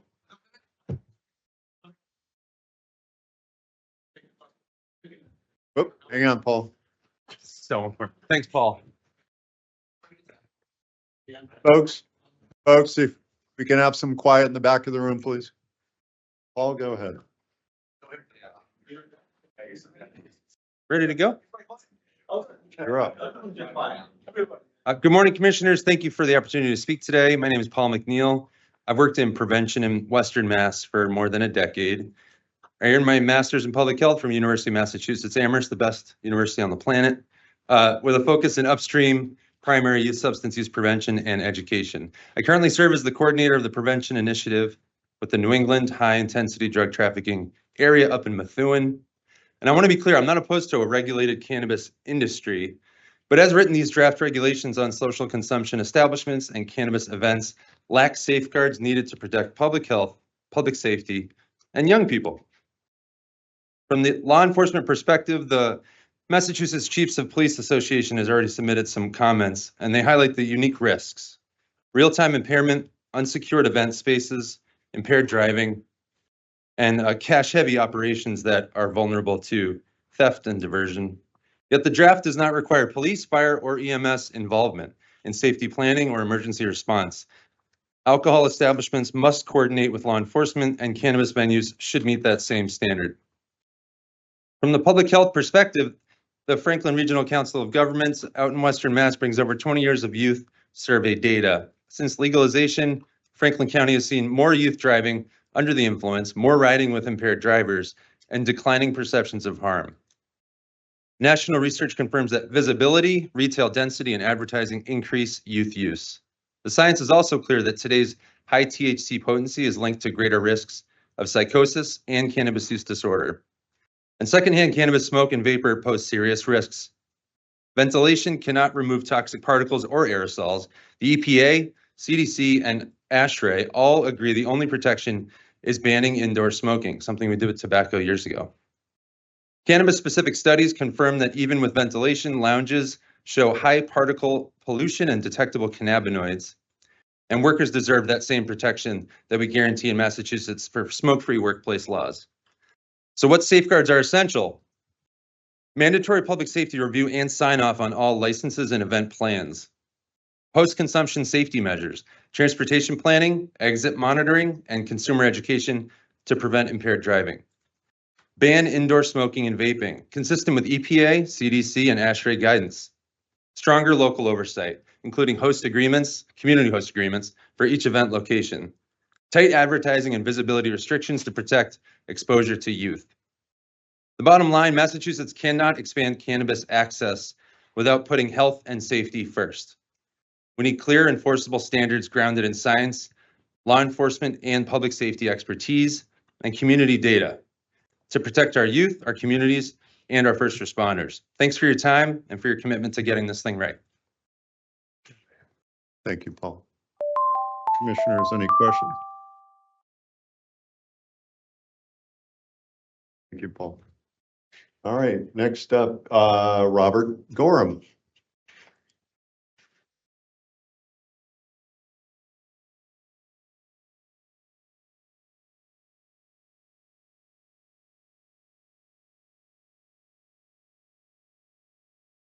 Morning.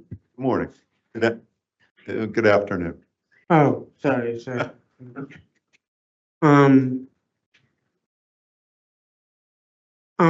here to speak to you as a medical patient and a consumer. I believe social consumption could be can and will work. This very city has two, Electric Haze and Summit Lounge.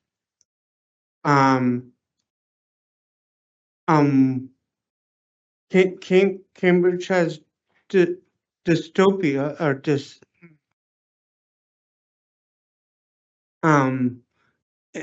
DX. Yes.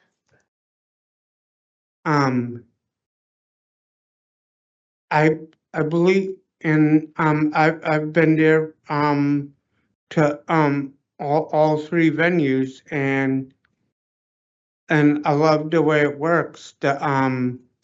I've seen the ventilation systems working. I mean, and this city also has one of the last remaining cigar bars, Mike's. But I mean, but it's also why why allow why allow a cigar bar or something for people to consume something that's going to eventually kill them, where we can have a place where we can consume something that will heal us. I mean, and not to mention this, but that stupid ballot initiative, which is basically going to make this which is basically as we fear, making this industry dead industry walking. And we have, and I also want like my fiance said, we want we definitely would love to see micro licensing events and programs to help make that happen, especially for the especially that would play in part to why how the history behind Yes on 4, which when the cannabis industry was founded in our Commonwealth, it was my understanding that it was there to help the the communities harmed by the drug wars rise out of the ashes, and so they can become better communities. And instead, with the corporate takeovers of the industry, a lot of mom and pops dispose, and patients have basically been thrown under the bus. My podcast, the 420 Rob Show, basically is the means to try to give the voice to the voiceless, to the people who have been thrown under that bus. We want to be that crane that that lifts up that bus. That is all. Thank you, Robert. Any questions? Commissioner, go ahead. Thank you for your testimony. You're welcome. So you referenced a few different establishments and you mentioned how you like what they operate. Yeah. What do you like about them? What about their operations do you like? Well, I like the I like the well, diaspora right in Harvard Square, which I love because the easy walk to my fiance's. I like it because I've seen all the HVACs working, and um um I mean, no one would ever know that the um can that people were consuming there. We everyone here consumes. We all know it's fragrant, and our nose can detect our medicine a mile away or more, depending on how good you are, and especially if you're one who can telepathically guess the exact strain down to the molecule from distance. Awesome. but yeah, I basically I've seen how they work. They work beautiful. I mean, yes, yes, the Summit Lounge can also get kind of crowded at times. I mean, such was the case when a couple weeks ago when we attended a memorial service for our fallen legends, our fallen brothers and sisters. And who- um and yeah, that's what I like because they're all properly ventilated. They having both regular food because we're all gonna at a social consumption lounge. Look, we're all if we're gonna consume, we're gonna eventually get munchies. Okay, it's part of the whole cannabis thing. It and especially people who actually use it for just the medical if they have a medical situation with their appetite, they use it to actually get the munchies so they can actually eat. So they're not like looking like a human toothpick. Um but yeah, and I mean I haven't and I can also speak to my own self as a patient where going on 5 years ago this November, which is also why Harvest Cup is also very special for me because of the fact of the matter that this year's Harvest Cup will actually mark 5 years since I had a near fatal heart attack during the height of which was back in 2020 during the height of the pandemic.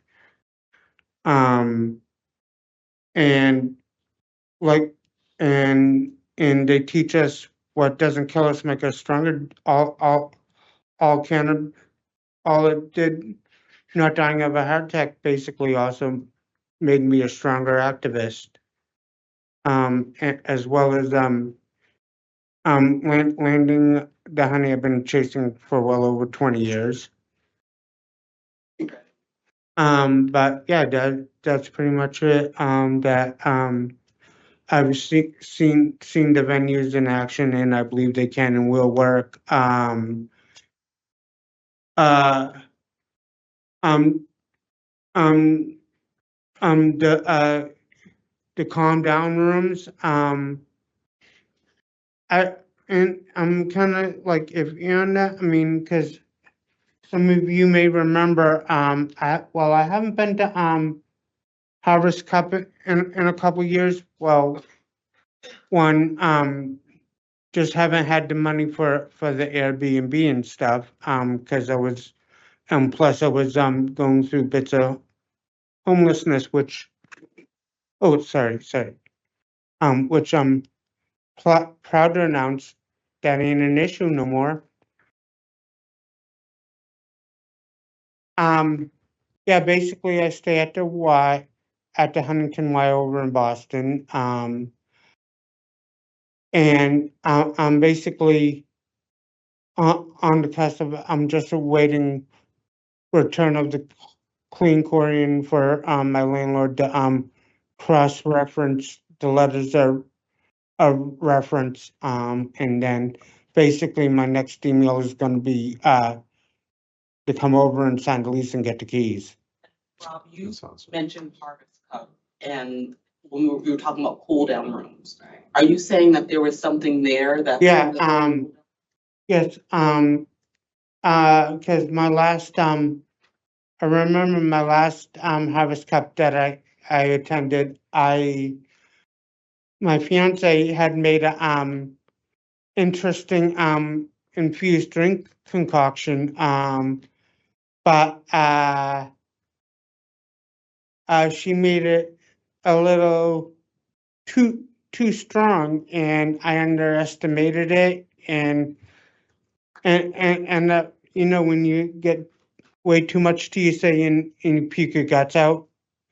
Yeah, basically that happened in the middle, right in the middle of the upstairs, one of the upstairs after party thingies.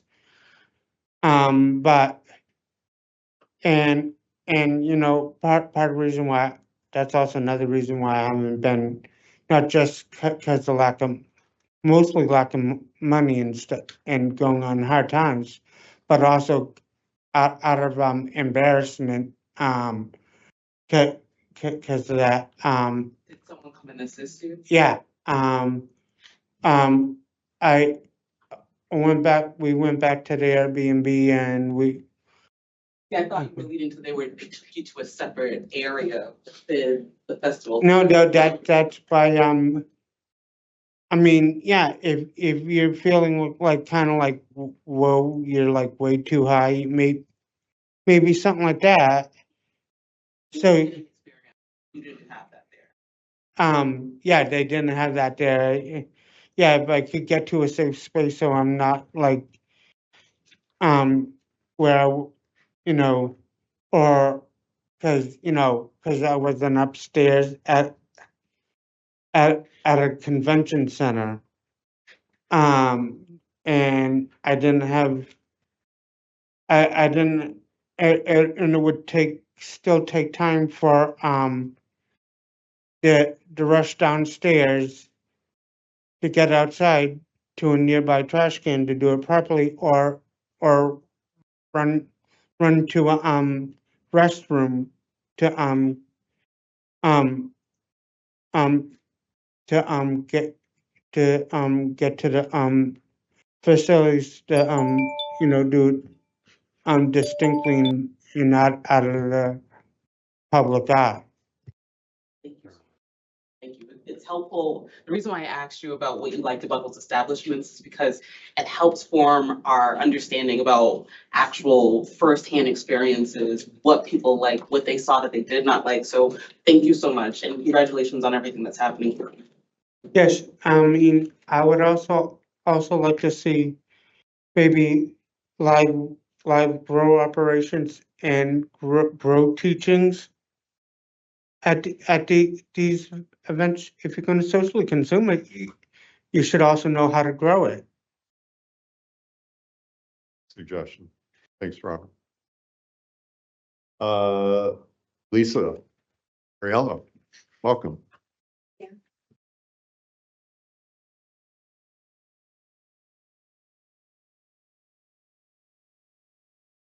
Thank you for having me and for hosting this meeting and opportunity to speak today. I'd like to just speak generally on behalf of equity operators. I'm Lisa. I founded, own, and operate Paper Crane Cannabis along with my husband, Bowie. We're drug war veterans. Early in our relationship, Bowie served a 3-year prison sentence and 5 years of probation here in Massachusetts, all for a weed charge, primarily in Concord at the now closed Hellscape MCI that we pass daily on our way to work. We own a licensed Tier 6 stunning organic sun-grown farm where we would like to hold a consumption license to offer a vineyard-style experience with flower tastings and the like under the supplemental license type. Paper Crane is a licensed social equity entity. Bowie was part of the first cohort of the program, and I have to say, sadly, at this point, the program has been very disappointing. We started our first grow in the summer of 22 with so much excitement, becoming the first equity outdoor farm on the entire East Coast, only to hit the market in late 2022, along with an absolute glut of weed in mass, since too much canopy was licensed too quickly and then never relegated. The bill relative to equity resulted in us having our 3 provisional licenses surrendered just days before applications were opened for the Equity Trust Fund grants, because way too much power has been given to municipalities who are unwilling to comply with the new legislation. So there went $750K in potential grant money that we lost out on because our host municipality was digging in their heels, trying to shake us down with their illegal HCAs. Unfortunately, nothing was done to help equity licensees whose provisionals were in jeopardy due to non-compliant HCAs as being a requisite part of the provisional license renewal process. The bill was a great idea in theory, but with less impressive execution and devastating consequences for licensees whose livelihoods are essentially at the mercy of their host town admins.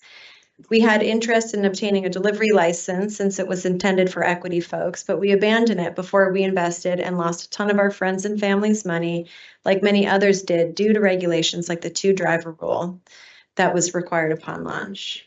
All of this is to say, please think about the equity operators who will hold these social consumption licenses. Please center us in your discussions. Some of us in the equity program have not just been negatively impacted by the drug war, we've been deeply traumatized by it and continue to live that pain now. Long after we paid the probation, parole, and felony fines, served the time, and got our lives back on track. I'm asking to please make this license type profitable and not overly burdensome for operators. Let's create more consistency between the sale of product at social consumption establishments and retail. For example, even under the supplemental license type at my farm, whether I have our retail operating or not, since we have a license in the works, the picture looks very different from an operational standpoint and from the consumer's experience. And generally, we're asking that you regulate us like alcohol, as was the original intention for the cannabis industry. We don't want to have to treat our customers like children. With this particular license type, we're competing with not just the illicit market, but also the alcohol industry. Let's make weed fun again. Massachusetts is not new on the adult use scene anymore. We need to learn from our own mistakes of the past and do better, particularly by those most vulnerable. Thank you.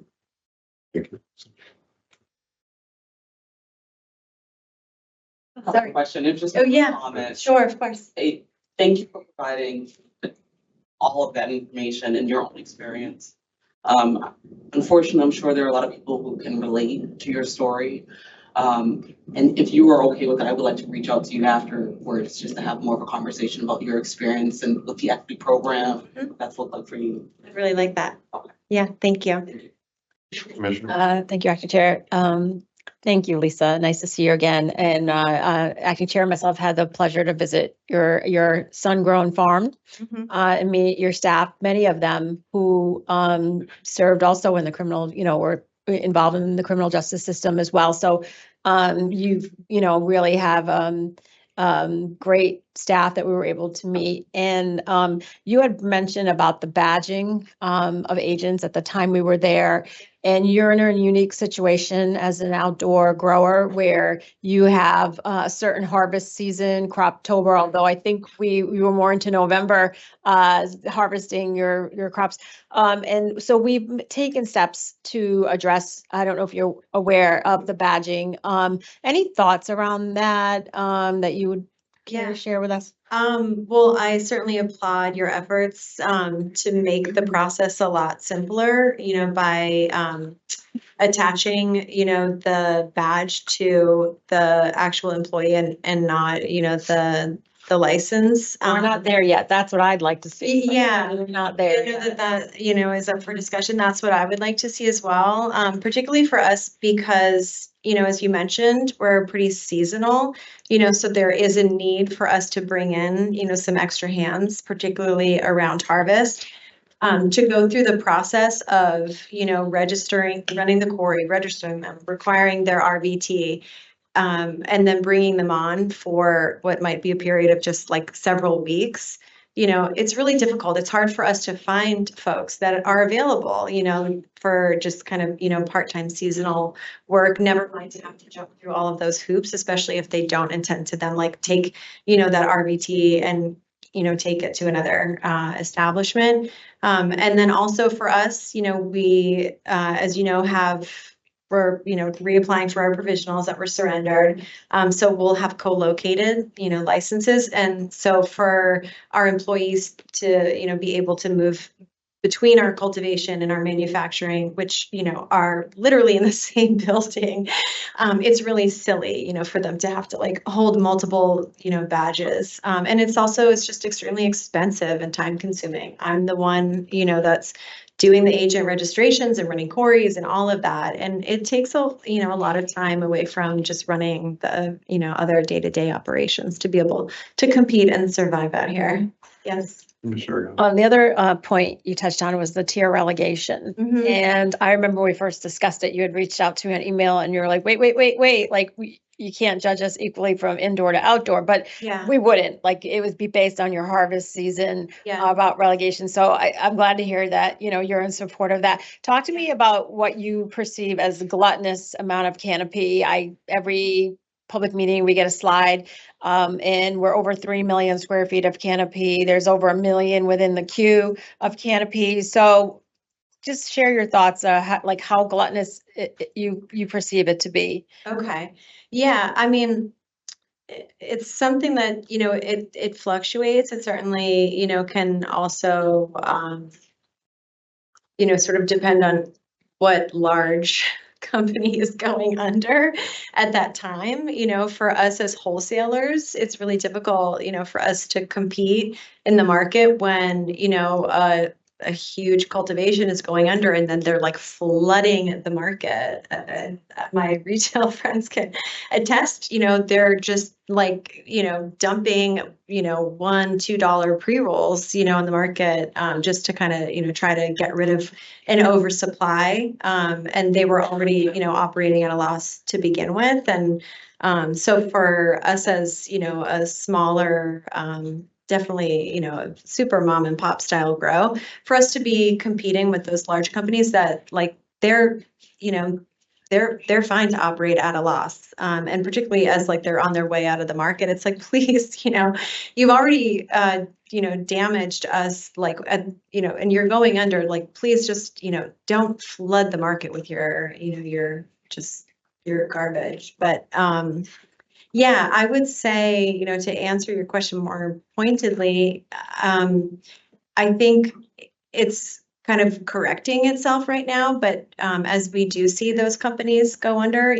like there are a lot of, employees that are, being hurt in that process that are now out of jobs. And so we'll see. I think, we're like pretty just, kind of mid in the shakeout.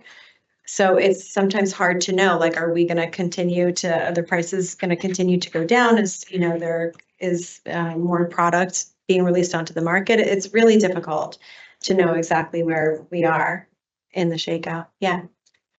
And thank you. I appreciate you answering those questions. Yeah. You mentioned because you are an outdoor grow, the vineyard type experience. Can you share a little bit more about what you're envisioning with this curated vineyard type experience? Yeah. So we'd love to be able to offer tastings, just like you would at a vineyard where, there's a menu from which you can, pick, your flower. I realize that, it's still kind of up for debate about, food, because I would love to be able to offer pairings. But at least, to start, I would love to, offer some tastings so that folks can, sample the product. And whether or not we have our retail license active, then it looks really different in terms of, what they're able, to then kind of do with that. Like if they really, enjoy the flower, if they want to be able to like take some home, then of course it would be required that we have our retail. So I think there, needs to be more consistency between, what is allowed with retail and then what is allowed with consumption. But because we are hoping to get our retail license activated, I'm hoping that then folks will be able to then go to our store and say, I would like to, select these 3 because I enjoy them outside. But I also want to be able to create an experience, whether or not they're going to buy that product and take it home. I want to, be able to create an experience. And so I do think more work needs to be done around just the clunkiness that other people have spoken to around, what they're able to buy at one time and what the transaction, sort of process looks like. What are those fees like? And, does it have to be closed out after every purchase? Like after every, sample that they tried, is that a separate transaction? That's not a great experience from the consumer's perspective. And, as I mentioned, we're in competition, with alcohol in bars. And you wouldn't see something like that happen, in a bar. And I feel like, that's kind of the bar, like, not like the standard, that's set, like what people are accustomed to. And so if they're like, oh, let's try this, social consumption, this like vineyard, and then it's like very clunky, then, folks probably won't come back. And, that's what I am most worried about is that, the experience from the user's perspective won't be like fun enough, for them to come back. Bars they're fun. And people have that expectation when they're going to a social consumption establishment that it's going to be a good time. And if it's just as like overly burdensome, it's not going to be fun. It's going to be weird.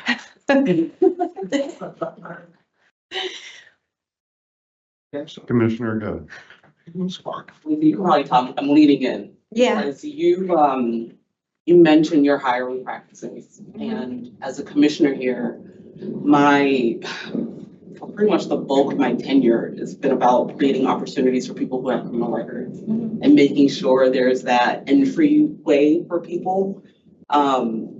Before Chapter 180, there was a long list of offenses that essentially barred anyone from working within the industry. So I wanted to ask you if you've seen any shift in your hiring, in your ability to hire people who have criminal records and criminal backgrounds. And I also wanted to know, because I brought up the badging and individual ownership of badging here at the commission a few months ago, because I think Chair Stebbins introduced this issue. But I brought it up because the conversation came up around suitability and a way to prove that someone's background, someone's criminal record is clear and okay to work within the industry. Have you seen an increase in the amount of people that you can hire? I would say we're a pretty unique, sort of cross section of, folks at our farm. I was commenting the other day on a tour that it's almost like we have just like this magnetic field around us that, sort of brings in the people that, have been like, working in this industry, long before it was legalized. But I think that's because we set such a high standard as cultivators, for the folks that are going to join our team, they have to have like decades of experience. And that's what my next question. So it's like, how are you getting people? How are you, so they find? Yeah, usually I'll say, we're really fortunate people, they literally come and knock on the door, because they can smell the weed.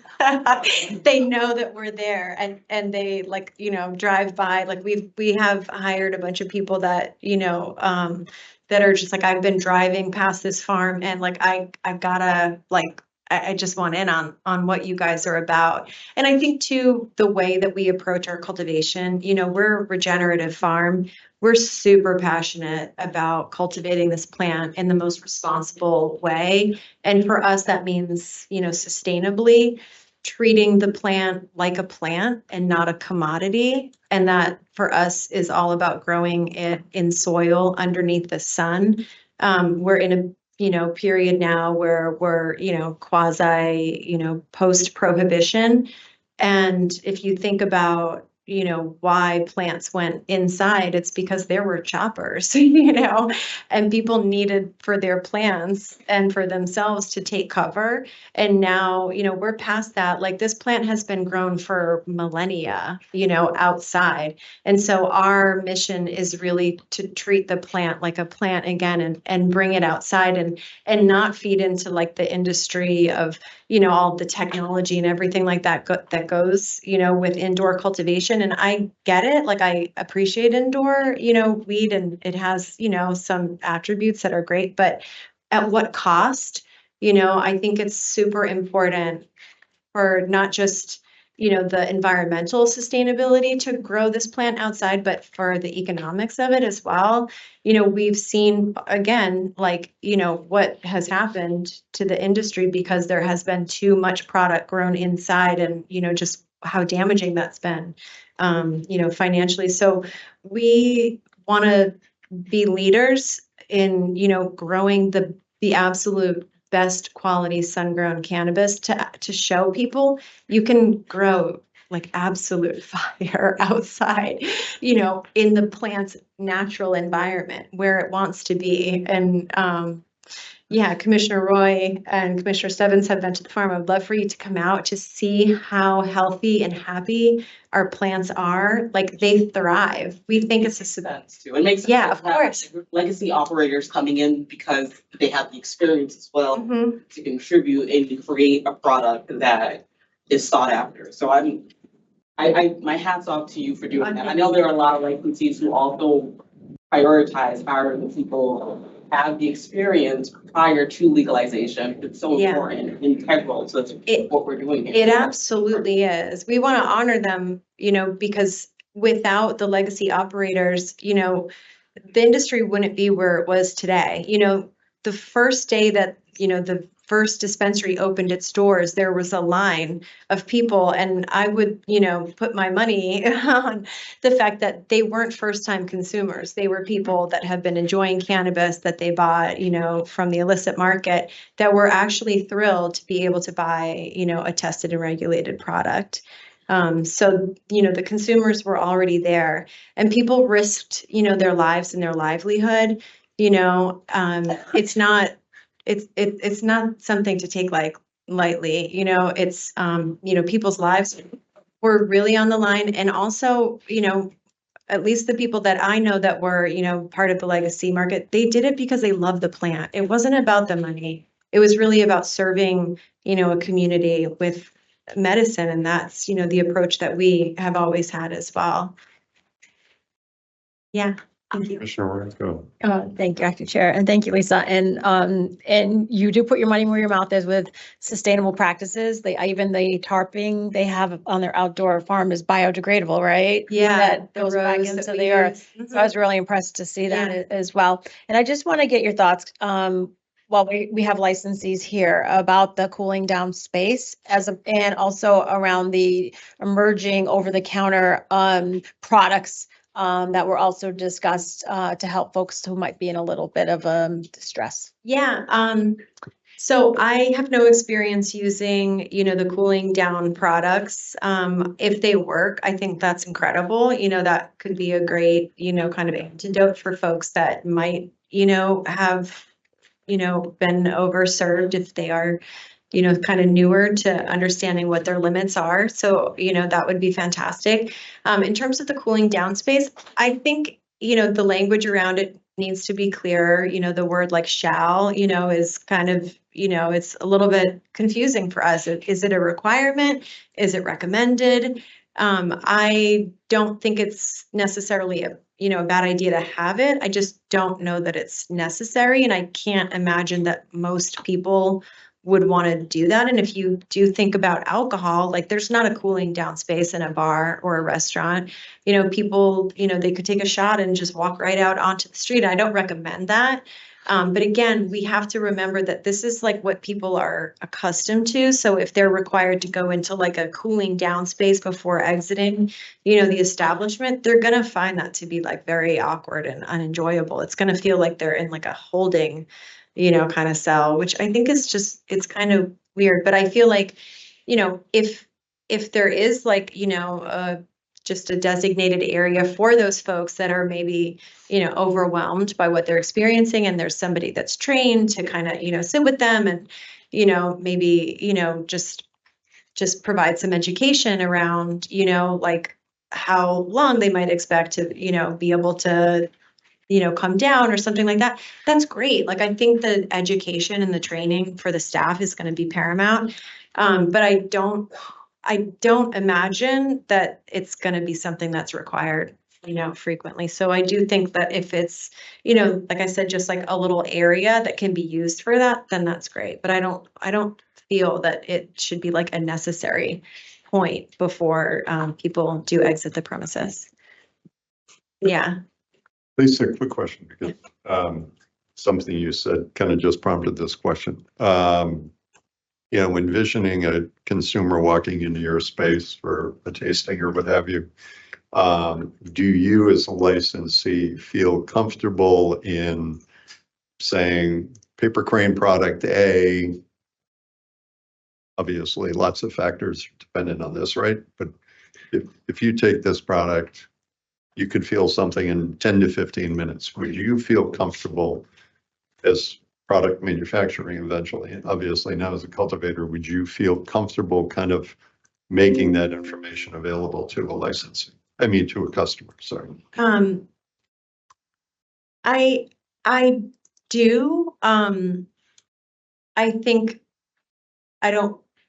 so we're just really beginning to understand, the endocannabinoid system. And I know that something, that I consume might impact me so differently than something that Caroline might consume. So it's funny because, it's just something that I talk about all the time, with my husband and our other cultivators, like when we're putting together strain descriptions and we're talking about, like the genetics and the lineage of, a particular strain, and then also the effects. And I'm like, well, I felt this way. And, Bowie, has a much higher tolerance than I do. And he's like, well, I feel this way. And I'm like, oh, I found it to be like really relaxing and more, like sedating. And he's like, oh, I, felt really stimulated. So I think that we have to, just kind of err on the side of, caution, when we're saying like, this is what you're going to feel, because I do think that everybody's bodies, like respond a bit differently. But I think in general, I think definitely by category, I think that we can like, educate people that like flour is going to hit you quicker, that with, edibles, depending on, your body, it might, like I have a longer, period of onset, than other people for taking gummies and things like that. And so, just general guidelines, I think as much education, as possible that we can provide. But I certainly think that with this plan, it's definitely, we know this is not a one size fits all.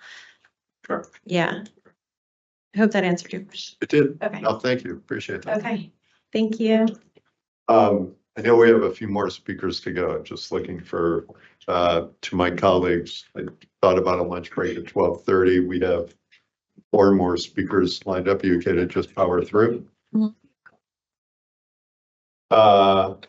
Apple guy, Lucas, there. Give me a minute, please. Better known as. Okay.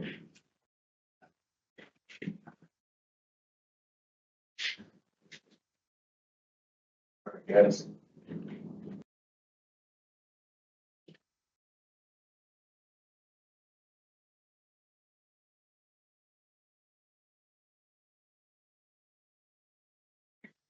Good afternoon. Good afternoon. Commissioners, thank you so much for hosting a speaking session. You know how much I love these speaking sessions. I appreciate you guys listening to the public on what we want. What consumers want is not a cooling down space. The required cooling down space idea is a terrible idea. No offense, but it's a terrible idea. Scrap it. It's some of my colleagues have mentioned it's way too expensive.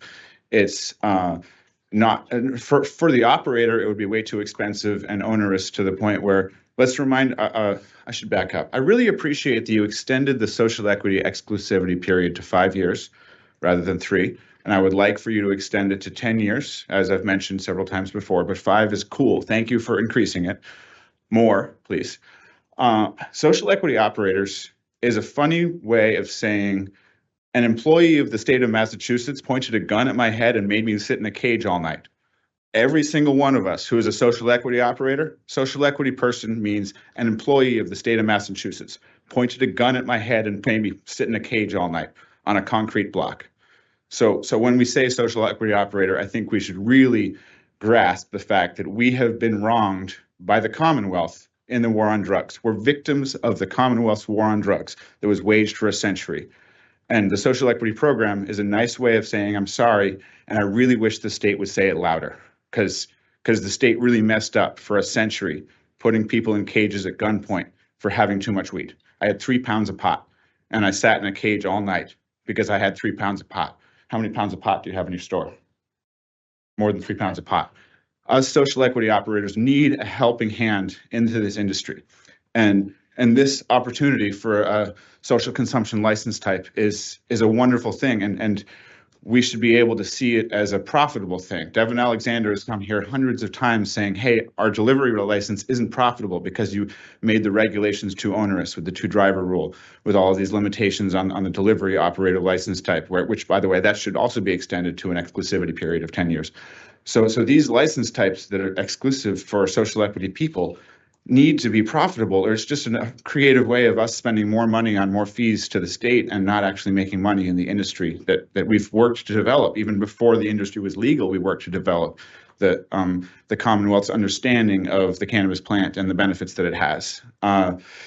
Social consumption is happening now in spaces, the few spaces that were mentioned earlier, and then also all over the place. Every bar, you can go out back and smoke a joint and the security guard won't yell at you. To make an opportunity for these licensees to do it in a regulated environment, we are competing with bars. What a bar does, their cooling down period is from 1:30 a.m. to 2 a.m. I've been at a bar at 1 a.m. You can get a beer. At 1:30 a.m., the bartender says, last call, you can't have beer anymore, but you can hang out and drink free water from 1:30 a.m. to 2 a.m. That's the type of cooling down period I'd like to see if you have any kind of, not a separate space, not a dunce's cap corner where people have to be punished for being too stoned, because then they'll just go to the bar and smoke weed there instead. So a space that's welcoming is the only way that it'll become a profitable business model for these social equity people that have been put in cages at gunpoint by police officers employed by the state of Massachusetts. So we need a profitable business model, or it just won't work. The people that do dive into this and invest into it won't see returns on their investment over the next 5-year exclusivity period, just like Devin Alexander hasn't seen returns on his investment into his delivery model because of all these onerous regulations that, granted, they were created by the previous commissioners. You guys have done great work undoing some of the wrongs of the commissioners that were waging war on drugs 5 years ago. So I do appreciate you've taken a lot of really good baby steps. So, and this business model, this license type that we're crafting now, it does have potential. We have to get it right and not think that the sky is falling. This is not plutonium. People that are stoned aren't going to go out and murder babies. They're probably going to eat some tacos. Like, a cooling down period should look like a taco truck outside of the establishment that's allowed to operate late in the city, not some cooling down room that you have to sit in and feel like a baby. I've been past my time. So thank you so much for listening. I really appreciate it. Thanks, Lucas. Question. Commissioner, go ahead. Yes, absolutely. Pretty straightforward, very to the point. Thank you. Do you have any thoughts about the limits, product limits? Oh, any kind of limits, like, you can go to the bar right now and smoke 15 joints and eat 500 milligrams in edibles without any kind of limits where people are limited in what they can do in these spaces will just drive them to other spaces that already exist. We've waited so long for social consumption license types that social consumption is just happening. So to make it as an attractive business for the consumer to go to, those limits have to be done away with. And that's just not just at the social consumption lounge, but at the dispensary. I oppose the limit on milligrams and edibles or purchase limits for the day. I know there's a bill in the state legislature, which I've pushed for, which increases the limit from 1 ounce to 2 ounce in purchasing. I think 8 ounces would be more appropriate in a purchase limit for the day. So any of these things that make it feel like make it feel like cannabis is still being prohibited will just drive people to spaces where they don't feel like cannabis is being prohibited. Additionally, we have to also keep in mind that New York City exists right now. And like 5-10 years ago, New York City was somewhere that people with money used to come from New York to Massachusetts to spend money on cannabis. Now New York City is a place where you can go and spend money on cannabis. You can go to Washington Square Park and get really, really good weed for cheap and smoke it in Washington Square Park. All those people in New York City aren't coming here. All those people in Connecticut, even. Connecticut's slower to it, but New York State and Maine and Rhode Island are way past us in a lot of these areas. So I think we're kind of catching up, and in catching up, we need to make the space where people will go to consume cannabis more friendly. And I understand keeping it away from children is important, and keeping people out of their cars. People shouldn't go smoke weed and then go drive their cars. But we've got really good police officers on the streets, on the highways, keeping people that are driving unsafely. You guys pull people over if you drive unsafely. So they're doing a great job of that. Keep doing that. What you're doing, you're fine. But we don't need more regulation enforcing these business owners to baby their consumers. You can tell people, hey, don't smoke weed and drive, have a sign on the wall, but a mandatory cooling down area, I think, is just so onerous and expensive, and it's just more square footage for real estate. I feel like the people who sell real estate to us must have drafted that rule, because we pay a lot of rent in real estate, and that square footage is expensive. And so more square footage, more walls, more permits to Conservation Commission and building permit guys that the town building permit people don't want us doing business. So they'll prevent us from putting up that room that you required from putting in. So I know I went back to the cooling down area. You were asking about the limits. Sorry for that. Thank you. Yeah, that's what I'm thinking of. The cooling down. Cap. Yes, the Dunce's Cap corner in school 100 years ago. Also, I do want to mention the fees. As a social equity operator, I see my fees reduced, but I see these exorbitant fees associated with this license type, which is now exclusive for social equity operators. Yes, go ahead, Commissioner Roy. I have to ask the chair, Oh, okay. but thank you though. Yeah, no, and thank you. And I have two questions. It's not, you didn't testify to this, but we received testimony for two scenarios. And I'm just curious on your thought. The first one is we didn't factor in someone that would just open a social consumption site without being a supplemental existing ME, or the yoga studio or the event. We didn't factor in just opening one, right? Like, I'm just going to apply and open a brick and mortar. So no one's really commented on that. And then the other one is someone mentioned the ability for your SCP, Caroline, your EEA SCP, for folks to partner with a general applicant. So yourself, like you're still in the provisional phase, correct? Correct. Okay. So I just want to get your thoughts on that scenario. That would be fabulous. And I am an SEP participant. So if anyone who's not and wants to own 49% of a social consumption space, I'd be happy to partner with you guys. You know where to find me, Apple Guy Flowers. That would be great to be able to, I guess you had a two-part question. It would be great to be able to, as a social equity person, partner with an entity that is not a social equity person that maybe has some capital and be able to open such an establishment. Additionally, I want to note that my facility is outdoor only. I can't build a building on my lot because of the nature of the lot. I'd love to be able to host some event spaces that are outdoor. There should be outdoor social consumption spaces allowed within this license type. It doesn't have to be a boxed in building. As Lisa mentioned, outdoor cannabis is awesome, and the ability to be able to smoke cannabis outdoors is something we all want. We want to be able to enjoy the sunlight and sit and smoke outside. So that should be an option, is outdoor spaces where, and then we don't have to worry about ventilation, and we don't have to worry about, there's a lot of things you don't have to worry about if it's an outdoor space. So that it shouldn't be required. We should be able to do outdoor or indoor consumption spaces. It gets cold in the wintertime. Your other question, would you repeat it, please? Well, back to this answer that you just Sure. said was basically you have canopy, but you don't have room for brick and mortar building, right? That's correct. So the flexibility for you to be able to go, you physically go as an SCP, to a general applicant and partner with them on in their grounds is what I was asking. I like that. I mean, as long as I think your current draft regs say that the ownership of the company has to be 51% or more SEP. Is that correct? Yeah, it's over 51. Yeah. 50. Yeah, so that I like that. I'm open to that. Yeah. I want to see social equity people succeed in whatever way we can. There's 1,000 of us or so, and we look up on the board. It's roughly 200 SEP people are actually commence operations. So that's represents a failure in the social equity program entirely. So my other question would be, let's say you inherit this beautiful cafe, right? but you like you have your provisional outdoor cultivation, and you say and you want to open a cannabis cafe. You can't apply because there's no mechanism, because it's not a retail, so it's not a supplemental, it's not the yoga studio, you're partnering with someone, and it's not an event. So we haven't left a lane for that scenario, So or have we? that, a standalone social consumption space without, Having another license,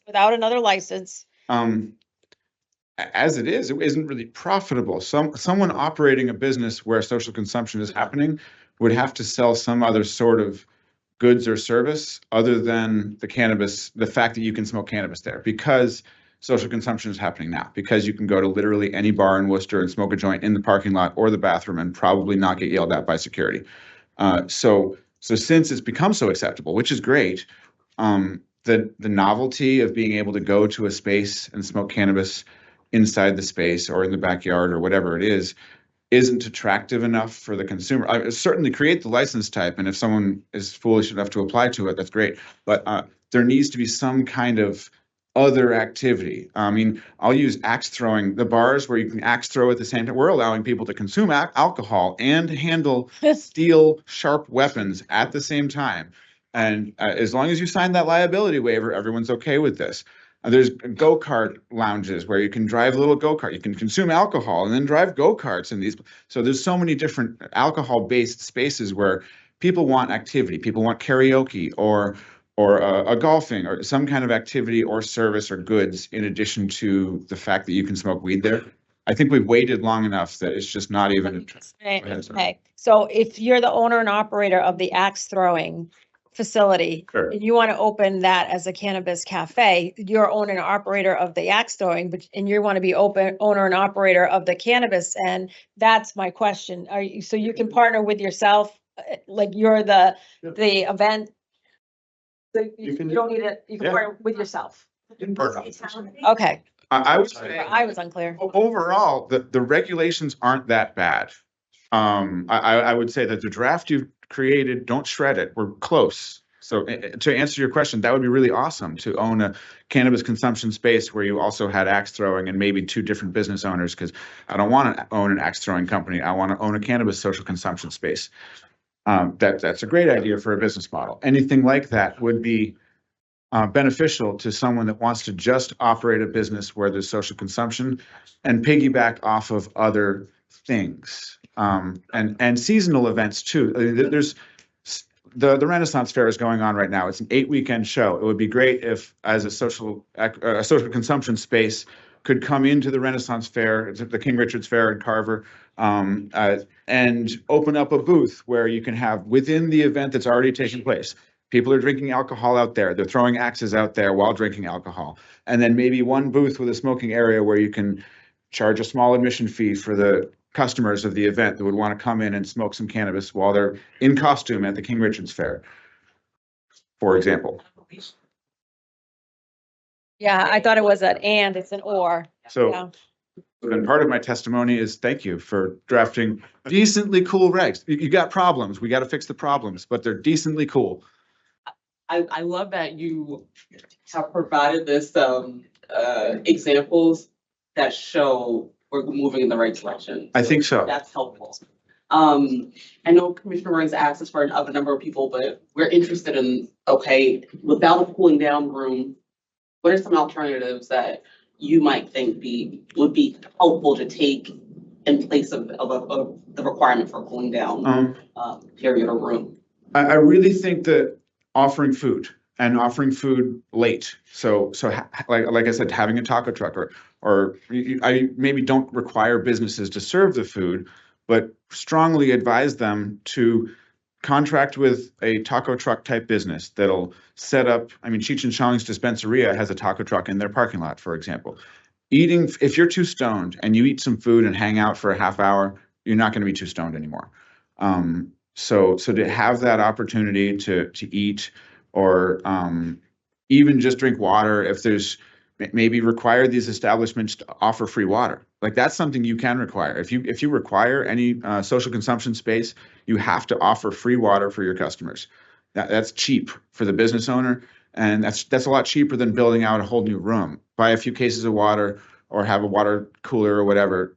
That would be the basic. But really offering some kind of food option through a third-party company on the outside of the business, and remind people, hey, drink a little bit of water, have some food, and then drive home after you've cooled down a little bit. But don't require, and certainly don't enclose them, because as was mentioned earlier, it would be certainly a cumbersome and embarrassing experience for someone to have to wear the dunce's cap in the corner. Oh, Johnny got too high. We're not going to go out smoking weed with him anymore.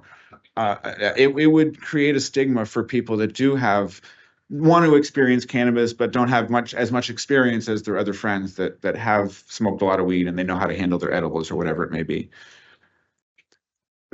Lucas, thank you as always. Thank you so much, Couple commissioners. things. Yes. To outdoor smoking consumption is allowed. Great. That's regulatory structure. Food service is required. However, the innovator, the entrepreneur wants to think about that, like, I'm going to give you water and a bag of chips. That's up to you, but that food service does have to be provided. You want to go to taco truck route, we encourage that. Like, this is as I've tried to look at this, is we're setting the floor. Want to see the innovator and the entrepreneur take it above it. I think something that in all of the other license types y'all have created that we've seen is that municipalities, sorry if the municipal lawyer is still here, but municipalities are really making it hard for us. You guys are making decent regs. The state legislature is making decent regs. And then but you give too much to control to these municipalities, which then say, oh, you can't have a building permit. You can't have a shipping container. You can't have a this, that, or you can't have parking. So municipalities are like the final prohibitor of cannabis. Now that the state has offered decent regs for us to operate under, those municipalities have made it cumbersome. They want their money. They are still mad about that $1.1 million that Caroline's Cannabis got from Oxford. Like, these municipalities are holding a grudge because you've now clarified your regulations to say that that the community impact fee is not a tax, but instead a fee. I mean, that was drafted by the legislature a decade ago, and these municipalities are now mad at the dispensaries because they're finally only able to charge what they're allowed to charge and not whatever they feel like charging. So now we're going into a new realm where municipalities are going to say, think of the children, and they're going to try to put up opaque walls, and they're going to put up as many barricades as they can to us as operators making money in the industry. And then meanwhile, you can just go to the bar and smoke a joint in the backyard. So that's, I mean, ideally what we're trying to prevent is people that go to the bar at the smoking in the backyard from doing that, and instead going to these spaces where they pay a modest door fee and get some catered, crafted cannabis experience instead. So I'd like to just overall, I mean, in a big picture, see the license type as a more attractive thing to make us and our investors see it as something that we want to do. And not to belabor this point, obviously, municipalities, Massachusetts has a long spirit and legacy of local control. I think, and referring back to Ali's comments, we are seeing communities that are interested in this license type. And I look back to where we were 7 or 8 years ago. Every community was not opting into allowing cultivation or dispensary or retail or anything else, right? And we've seen more communities as they've gotten more comfortable with the industry to pivot to that. But there are certainly communities, and Ali made mention of this, that are expressing interest. The Holyokes, the Somervilles, Chelsea, we've been out to Providence, Boston. It is going to be still kind of community driven, and you will find communities that are going to be more warm to this at the outset than others. And hopefully by safely rolling it out, those other communities will hopefully reassess where they are and maybe reassess their decision and think about, okay, I've seen it rolled out successfully in another community.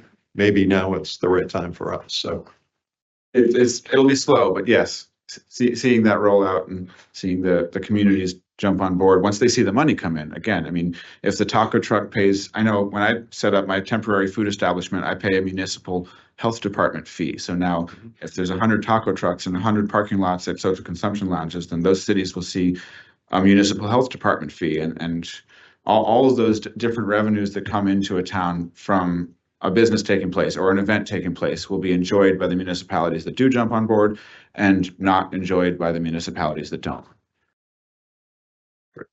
Any other questions from the commission? Deputy Counsel? General Counsel.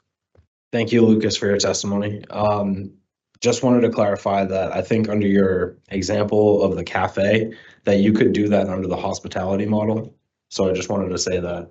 Excellent. If you were a new business or or partnering with an existing business, you could do that under the hospitality. So That's great to know. Thank you. Is there a timeline on these regulations getting rolled out? This is part of the process. We have held 3 dates, September 29th, 30th, and October 1st at the end of this month, to take all the comments we've gotten, allow the staff to kind of go back through and look at what the current draft version is. And then commissioners are going to need to walk through almost line by line all of those changes. We hope to do it over those 3 days and then vote on, hopefully reach a point where we can have a vote on a final version. Thank you. There are still testimony dates that are open for people to submit because Les Boston and a bunch of the LGBT groups that I've worked with need a date to actually write or step into the commission.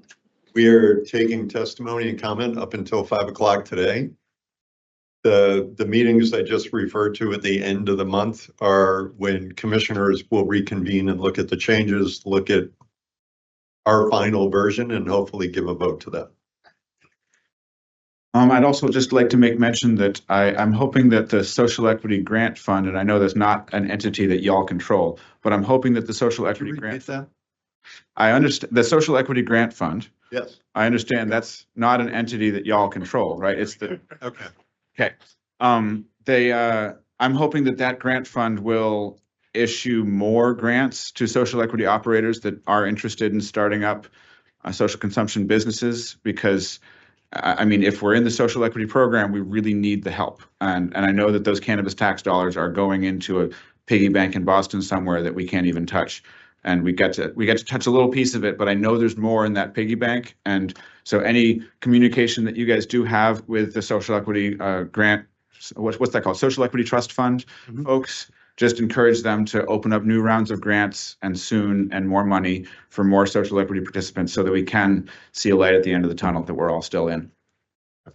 Thank you so much for the time. I really appreciate it. Thanks. All right. Next speaker who signed up is Tito Jackson. Is Tito still here?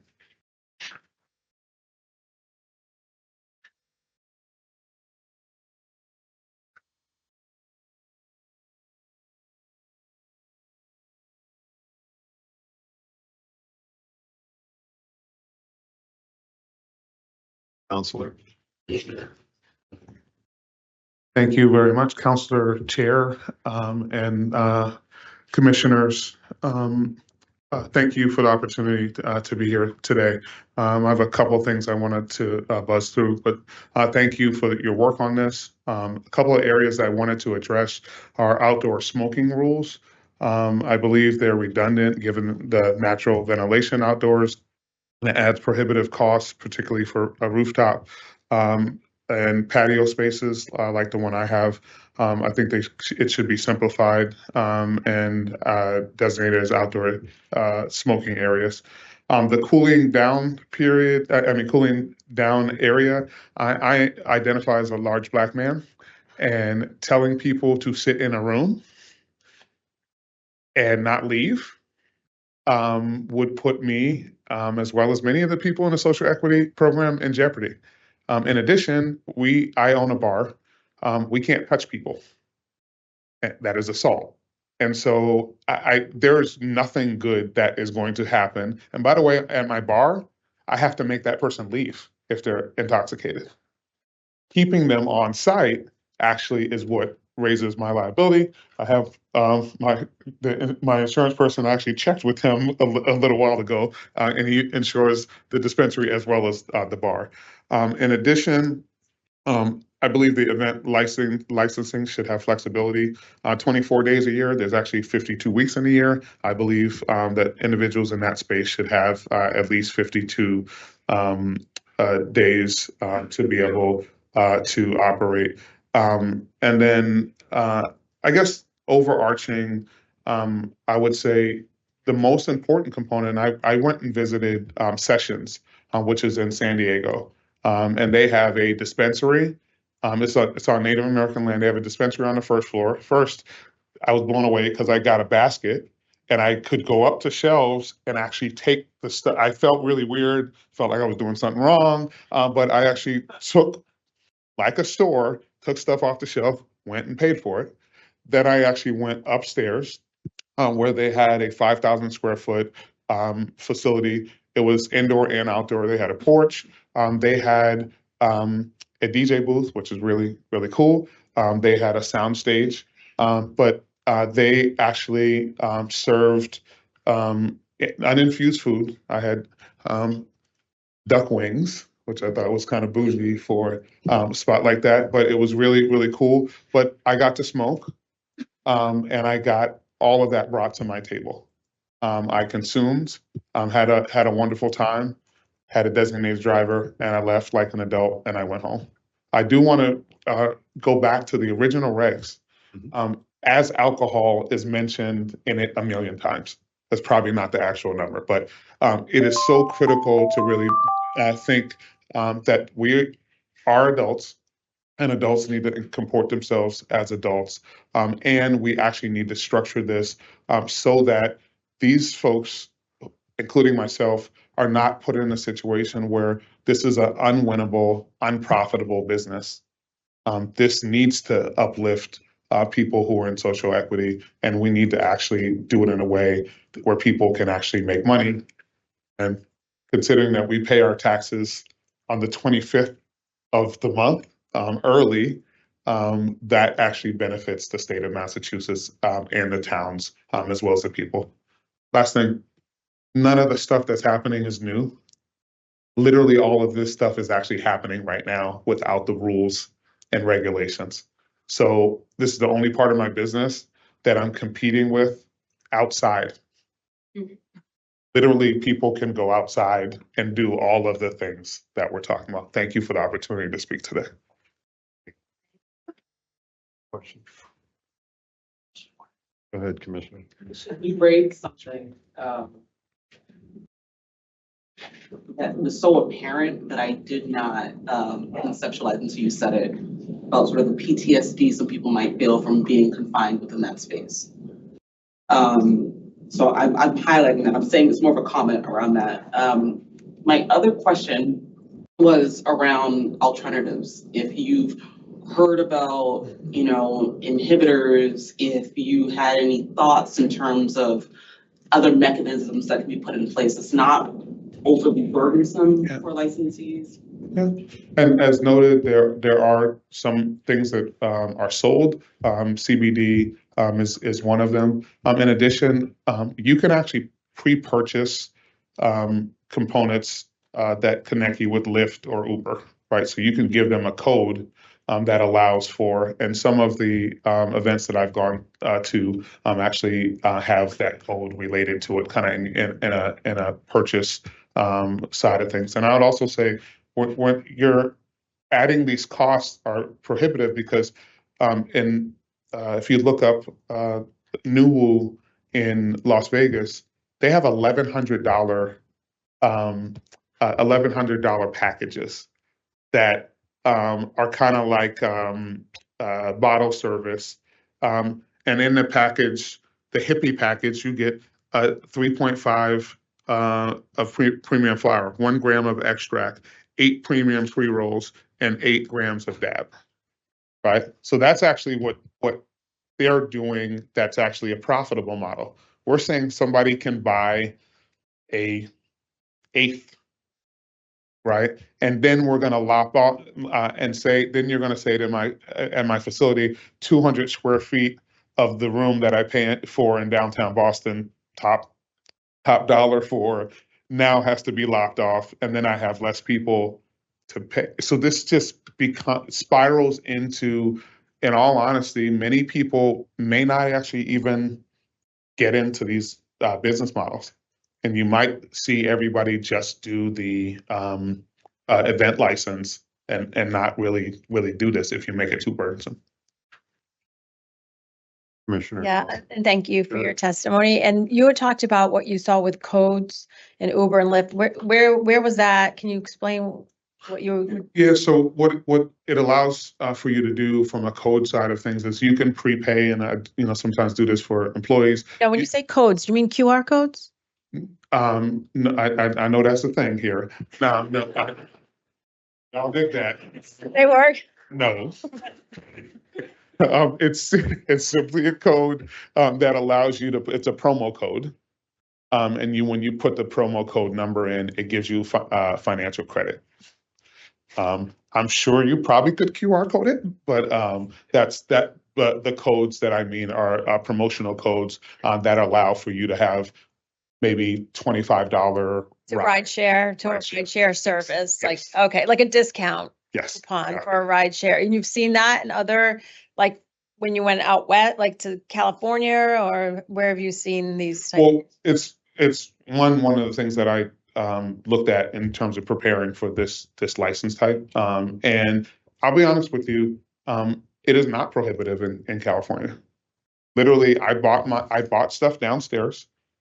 I walked upstairs with the stuff that I had. No one touched it or the like. I sat down at the table. I had my wings, and then I had my Bavarian filled churros, and I smoked, and then I left. Actually, I'm sorry. I did have a infused drink. And so I also think the other piece that we're dealing with here, and I think this is the same thing that happened with dispensaries. Ooh, there's all this really bad stuff that's going to happen. And the impact fees are a show. The police and the fire department aren't there all the time. And we're not increasing all of these costs. What you're probably going to see is people, instead of being at Boston Common or any of the parks that were in my neighborhood and community. I'm sure Commissioner Stebbins, when he was on the city council, you get these calls that people are smoking in the park and the like. They now have an option, because literally they don't have an option, because at least in the city of Boston, all high rises people aren't allowed to smoke. So I just think we need to put it into context as not this weird new thing that's actually happening. All of this is happening. This gives us more control.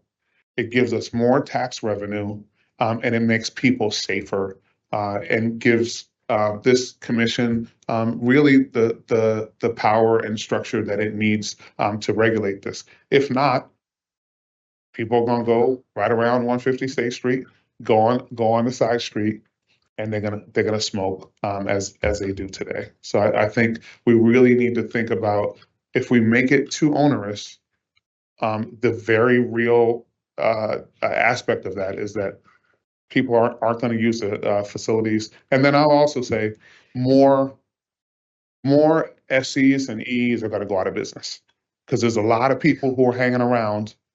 And when I think about my friends at Yamba, when I think about my friends at Elevate, when I think about my friend, like, there's so many folks who are going out of business, and that hurts my heart.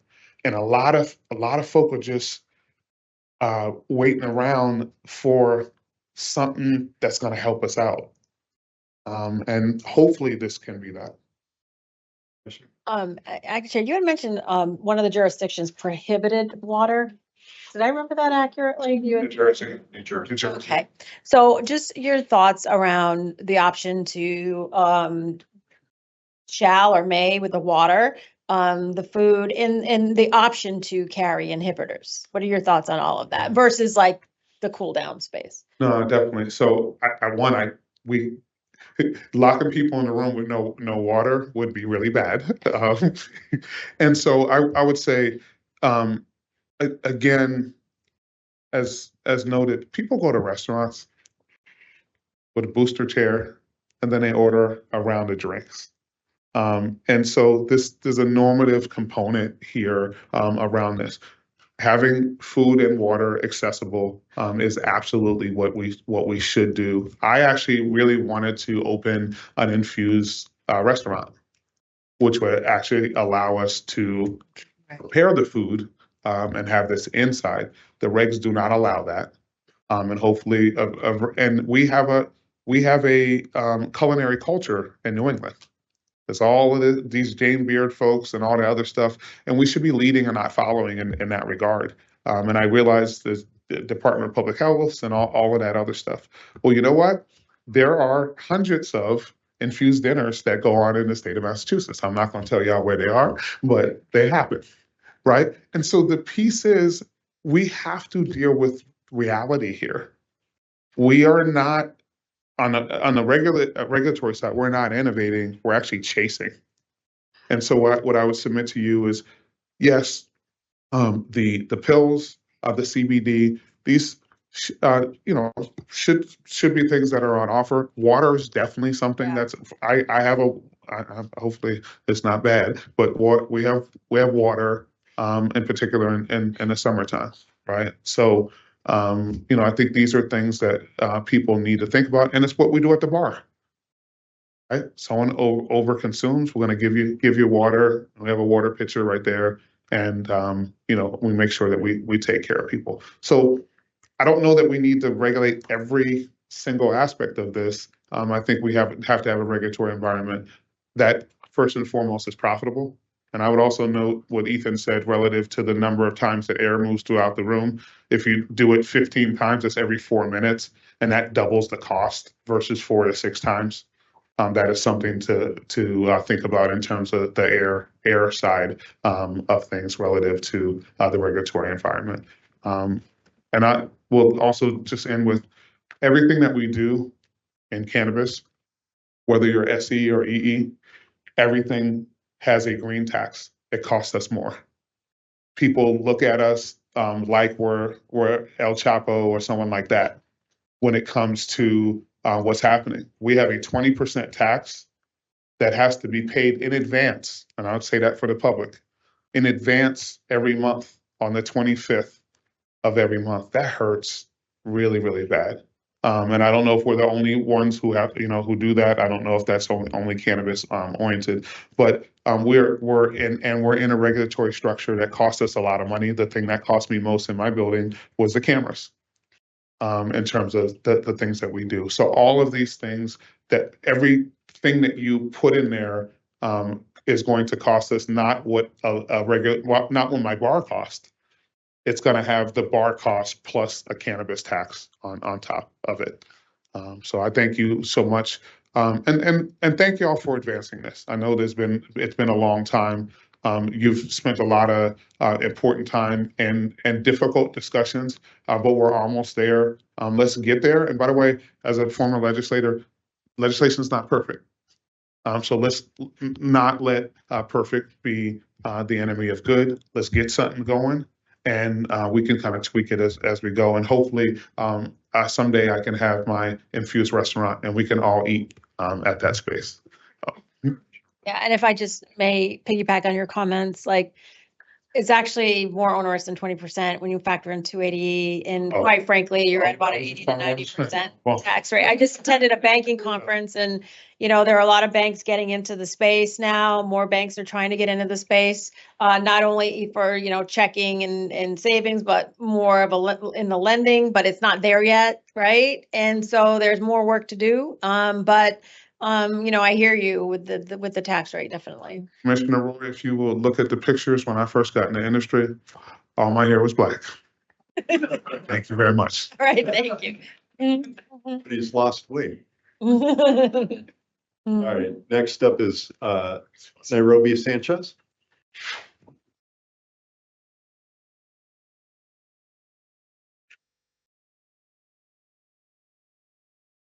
Good afternoon, commissioners, legal counsel, my colleagues. How are you all? Great. Thank you. Well, I know that there's an interesting juxtaposition that we're facing here as Massachusetts cannabis consumers, regulators, and everybody else in the industry, because we're facing somebody and an initiative rather that's trying to take out the Cannabis Commission, not just that, but just the industry.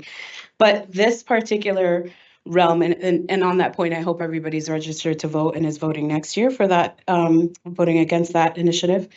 But in this particular instance, with regards to cannabis social consumption, obviously there's a lot of issues that have already been talked about. So I'm not going to go over that in detail, but I do want to at least talk about municipal zoning and what the complexities are with regards to these regulations that, I don't think we're all thinking about when it comes to what each of these license types might mean.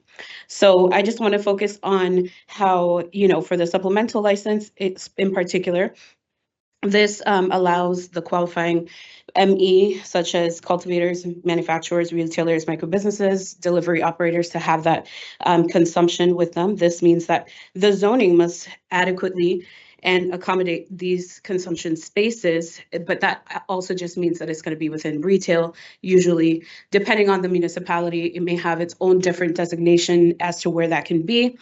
Hospitality licenses are sort of similar in that vein because, we're going to have to be co-located, let's say, with like a lounge or a cafe or a yoga studio or whatever. But if those yoga studios aren't zoned in what that municipality has previously identified it as a cannabis zone, then now we're facing another barrier for folks like this that we may not have even been thinking about. So I just want to kind of just highlight that a little bit. For the event organizers, it's the same deal. These are temporary licenses, but if there is an event organizer who's looking to, let's say, go to a mixed use zoning area in a municipality, what this means is that that municipality might say this event is applicable because it's going to one particular area, but then another event might not be. And so then we're confronting each municipality different, where some of these municipalities may not be equitable, not just to the folks who are applying for these license types and may be approved on the CCC level, but now they're confronting a municipal barrier that would not permit them to operate in a proposed place with a proposed business. So something just to consider. I think that the distinctions of these create a little bit of a zoning challenge when we're thinking about how do we deal with municipalities and how many municipalities have such control over these things in a way that is much more different than, let's say, Boston, for example, who's a little bit more codified, if you will. So with that being said, I know that the state's equity goals might be hindered if these municipalities apply onerous or inconsistent zoning standards that disproportionately affect social equity applicants. So I just want you all to consider this as you move forward to please work with folks like the MMA. I know that we had representatives on the municipal front that were here today. I didn't really quite hear Ali's comments, but I do know that obviously every municipality is different. So I think that what would help this situation and would mitigate, some of that confusion is having not just a guidance document, but even conversations with legal counsel, right? Where they can discuss how some things may or may not differ with each license type and be intentional with regards to making sure that Commissioner Concepcion's initiative, like the Municipal Equity Initiative, really kind of highlights even how we're treating social equity folks applying for this license type. Thank you. Thank you. Commissioner, go ahead. Thank you. Good to see you. Likewise. Thank you. I want to make sure I'm understanding this correctly. So you're speaking about existing licensees by having the change being blocked by the municipalities that they currently have host community agreements with. Yes and no. So that is also encompassing for the event organizers that don't exist yet. Yes. Yes. Building this in the correct way. So Absolutely. Any other questions?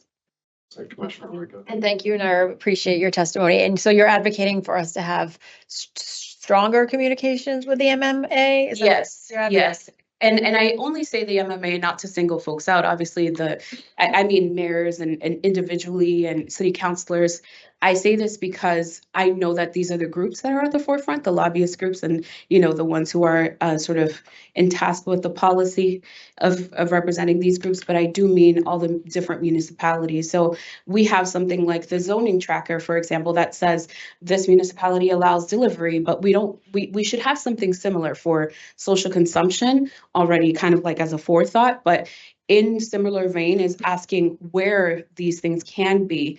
And as we're looking at that with the aggregate data, once we finally had that list compiled, ask the questions, why is one city or municipality or town or whatever being more open to this than another? Is this something that we on the regulatory side need to address? Or is this something that each of these different municipalities are having way too much leeway on. And I don't know, I'm just going to be honest, I don't know what that enforcement will look like, because just like we can allow, folks to be able to smoke weed in the state of Massachusetts, right? Where they purchase is different, and that's all due to municipalities saying yes or no. So that opt-in status obviously won't be here, but that zoning piece, like if I want to do a consumption event under the event organizer license type, or even if I want to open up under the municipality, like if I have a pastelito joint, you know what I mean, where I sell empanadas and stuff. But how can I now, as the empanada business entrepreneur, look at this license type and confront myself with some of these host community questions? Like I never had to deal with that before, right? So just things to consider, because all of that will get lost in translation. Great points. Again, I'd reflect on a couple of things based off your comments and things. I do recall our former colleague, Commissioner Camargo, when we started exploring these conversations, like it's not too early to start having those conversations now with the host community if you're already operating someplace. I will tell you on our end, we are definitely hyper-focused on that relationship we're going to need to have with municipalities. So we have gone to some communities, many of them were vocal and raised their hand and said, we're definitely in on social consumption. Yeah. In meeting with their public health, public safety, and staff members of the mayor, whoever. I think we're going to be broadening that communication more regionally. So we're not just, I don't want to call it cherry picking communities, but we'll invite everybody to the table. So I think it speaks to that ongoing conversation. They need to know our regs before they make a lot of decisions. Absolutely. Themselves as well. Absolutely. Thank you, Commissioner or Chair. One other note that I wanted to mention is for municipalities like Lawrence, for example, obviously Lawrence now being a part of the social equity program, but awkwardly being a no town. There's a lot of businesses that are like more than willing to do something like this, either event space, or if they could convert to have a little spot in the back where they could do any of the, sell weed or whatever, or just consume. Those type of nuances is what's going to cause whether or not someone like a cousin of mine can open up a business in our community that we've known and grown to love, right? But that opportunity will not be handed to him if he can go, or it won't be available to him if he goes to Lawrence, rather maybe to Boston or something else, or Haverhill, which is neighboring as well. Thank you.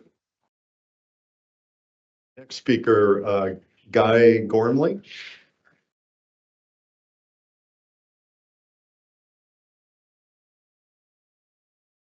Good afternoon.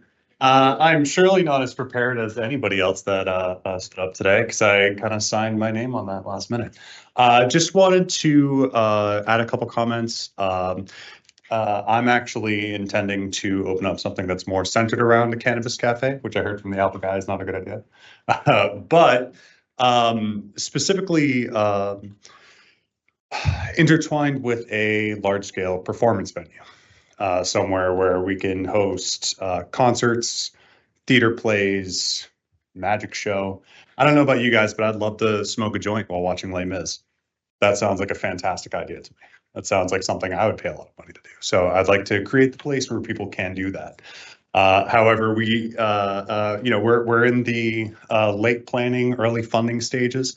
Any rich people in here with that idea? Let me know. Because we are, at the end of the day, just a few broke kids from Fitchburg with a dream. However, I'd like to just plead with the council and the chair that keep that in mind as these things get finally drafted, where it's not just going to be yoga studios. It's not just going to be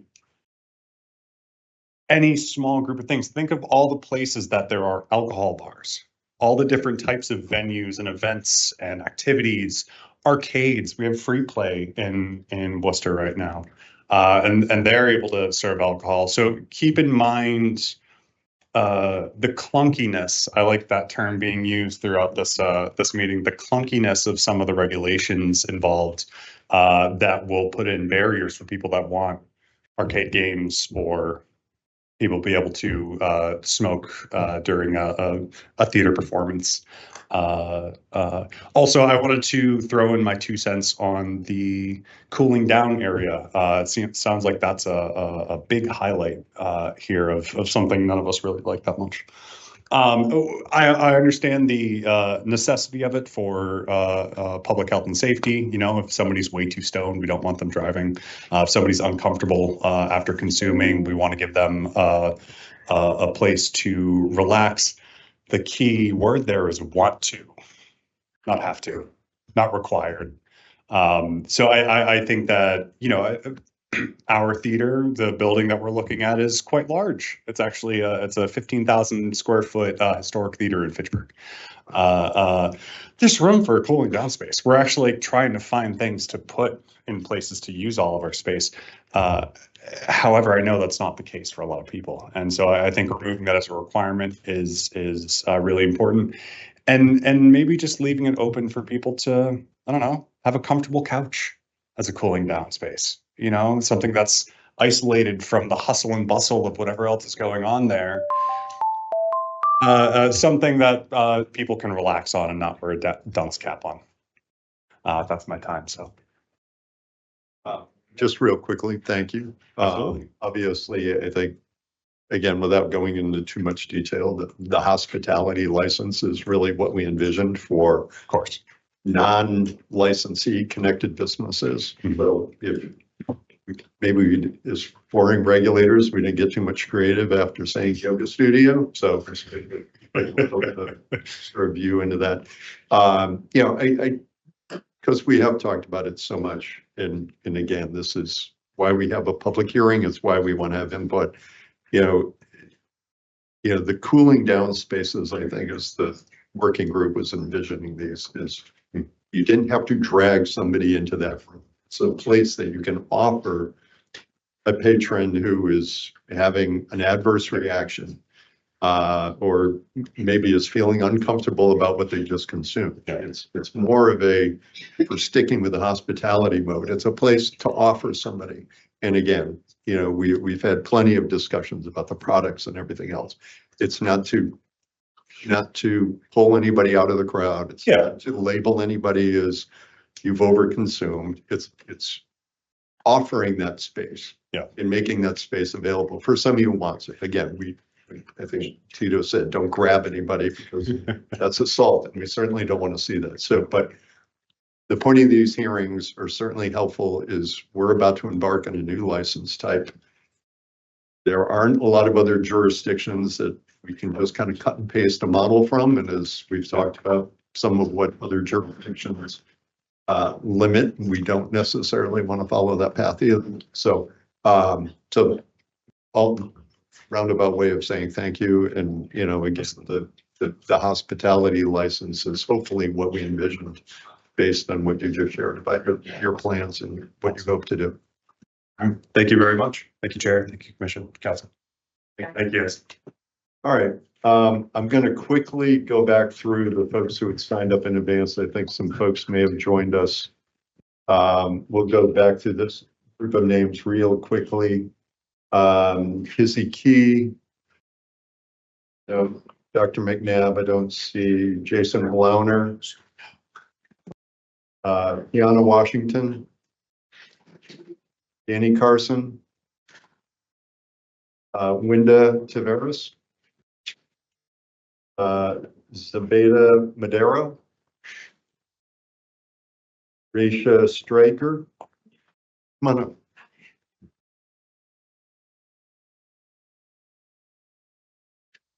Good afternoon, everyone. How are you? Good. It's nice to be here. I really appreciate everyone. Good afternoon, you guys. How are you? Right? Major strides, right? Big day. I am a co-founder and operator of Diaspora Experiences. We are a private cannabis club that operates in Cambridge. I've seen a few of you there, and I really want to say I appreciate you. I am not a social equity applicant. And I understand how this program was built and how it exists to support and propel the people who have negatively been impacted by the war on drugs, such as myself. However, there are times where the very program that is supposed to support these people has been the cement block around their necks as they swim and they fight for their lives. We operate as a private club because if we didn't, we would still be waiting on you to come up with regulations that serve us, to be quite honest. And we're incredibly grateful that we operate in a municipality that saw the vision, but because you didn't in enough time, we were kiboshed, to be quite honest. So the physical brick and mortar location that we had in the middle of Harvard Square, which is quite expensive to maintain, has now been converted to a bar that serves alcohol with a liquor license that I helped them to obtain. And I'm very familiar with cannabis regulations because prior to diaspora experiences, I was the assistant store manager and operations manager of NETA. A recreational and medical facility. I saw patients and I saw recreational consumers who had questions and wanted to be educated and wanted to consume with each other and couldn't. And after I left the store, I went on to wholesale and sold products to many stores in different communities who also wanted to be educated and wanted to consume together and couldn't.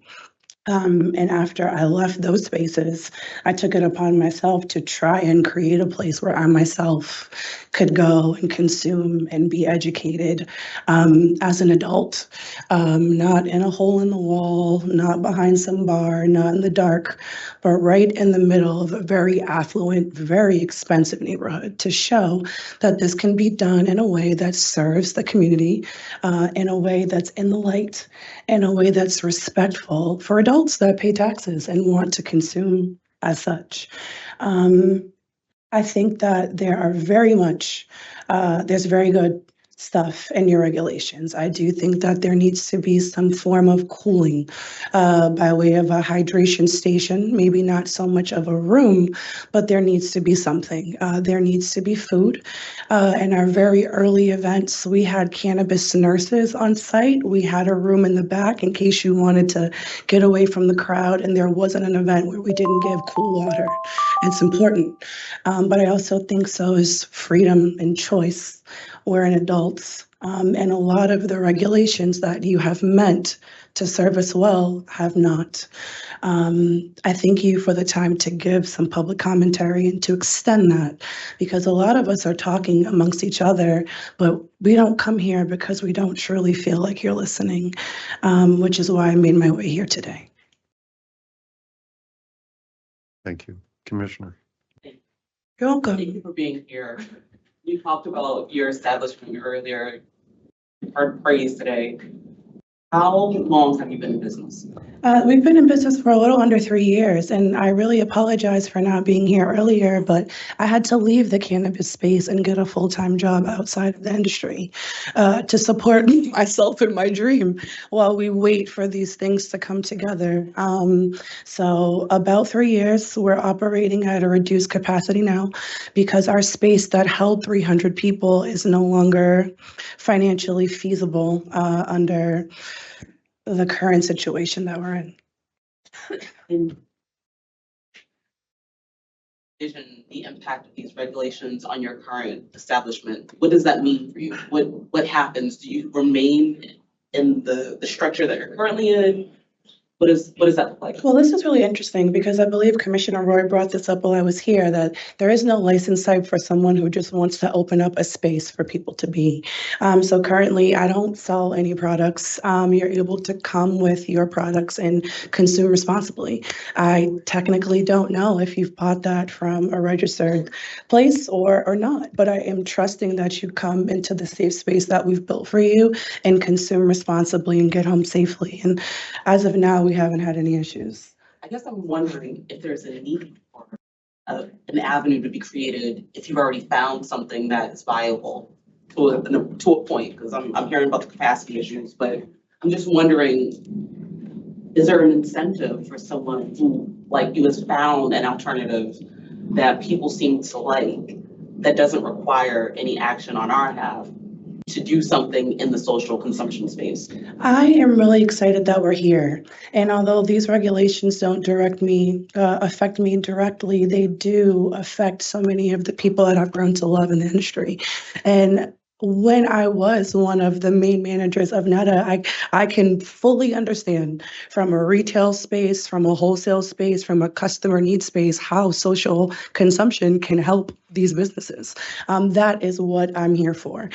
So while I'm not an applicant, this is something that's going to help a lot of people stay in business. It's something that could have helped a lot of people not close their doors. And from a consumer/patient standpoint, it really could get a lot of people out of the back alleys, out of their cars, out of the parks, and into safe spaces with the people who can help them consume responsibly. And then I have one. Of course. If there were a way for you to come into this space, if there was something created, would you want to do that? Or would you, I guess that's what I'm really getting at. It's just. If there were, and I'm on the line, to be quite honest, I saw that the period opened up August 1st, and I just don't know still. Something that concerns me, and I guess it's a question I have for you all, is when these regulations are no longer drafted, but they are in place, what does it look like to work with you as a social equity applicant to then revise them when we see something isn't working?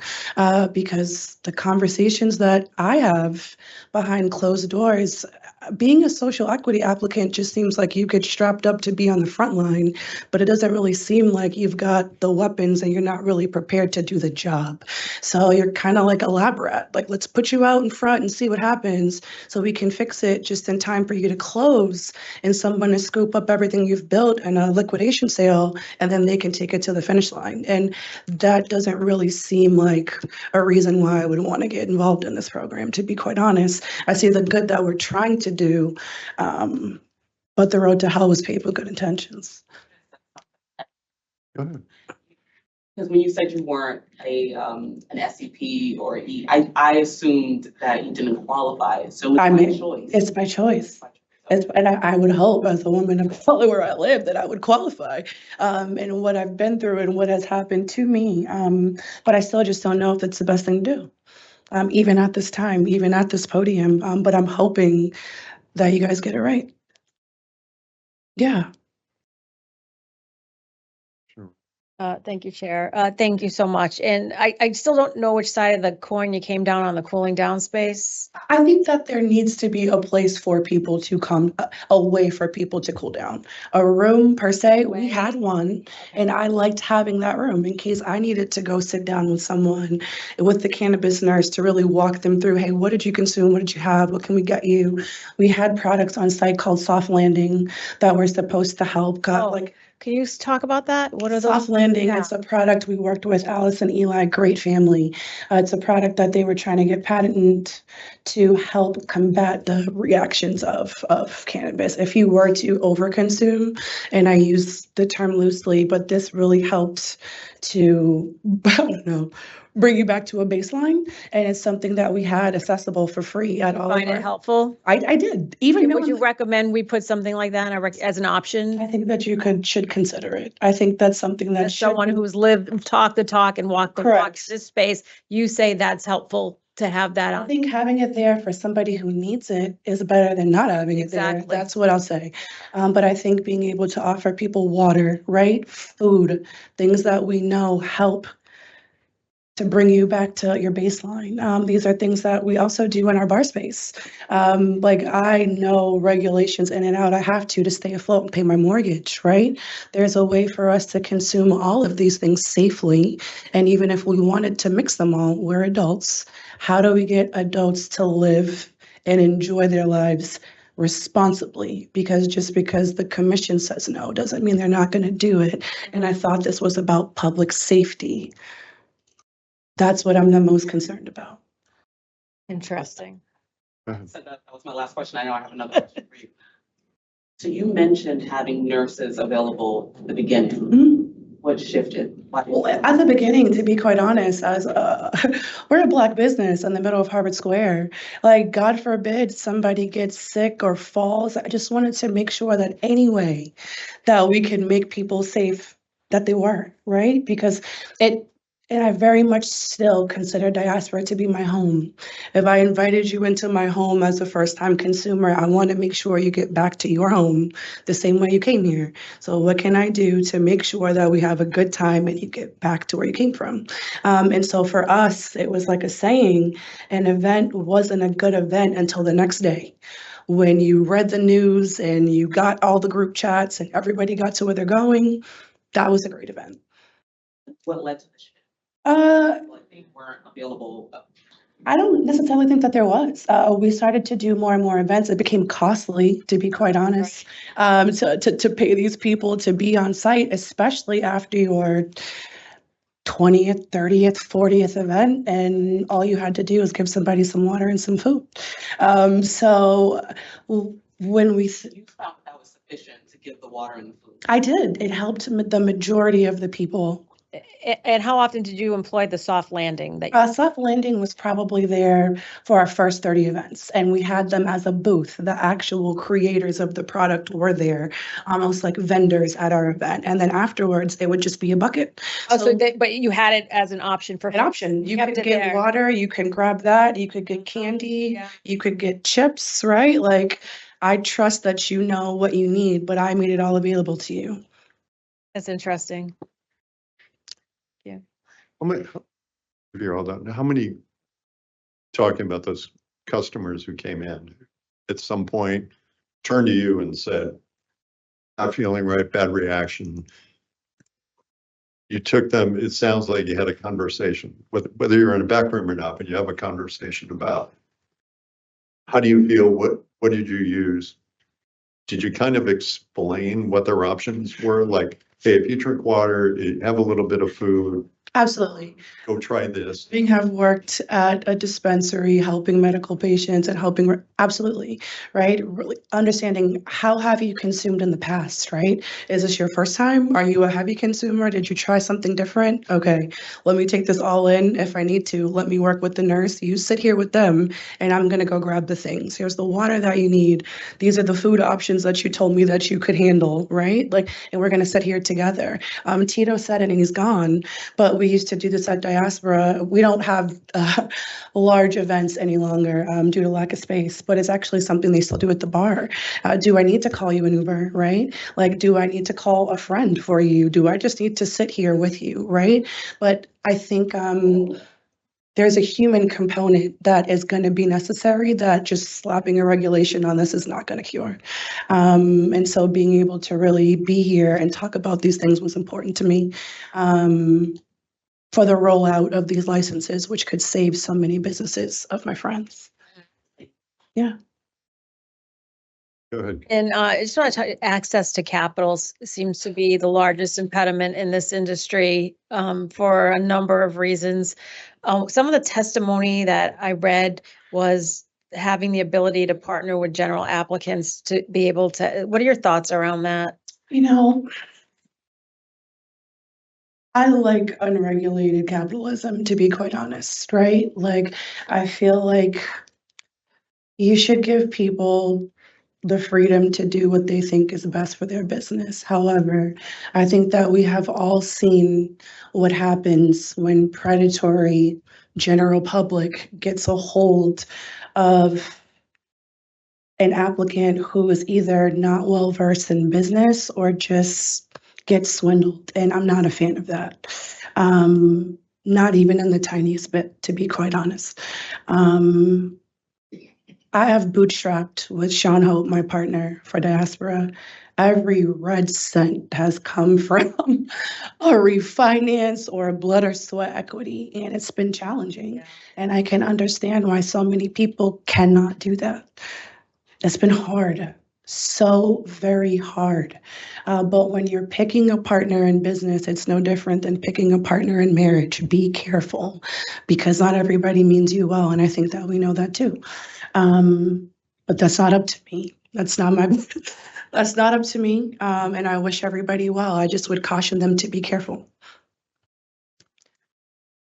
And just one final point, because your comments were interesting. I think that was when the working group was thinking about the exclusivity piece, and we had this question of partnering with a non-equity license holder, a non-equity licensee, that we were worried about giving away that eluding that opportunity maybe.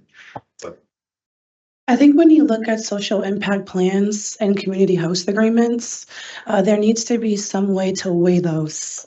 And for the companies that want to be involved and actually support equity applicants, they need to walk the walk and not just talk the talk. And I think that that's something that we need to be able to weigh out in some way, other than just what they wrote on paper. But until we can do that, it would just really be down to the applicant to be wary, until we can figure out some actual sort of litmus test. Yeah. thank you. You're welcome. Thank you so much. My pleasure.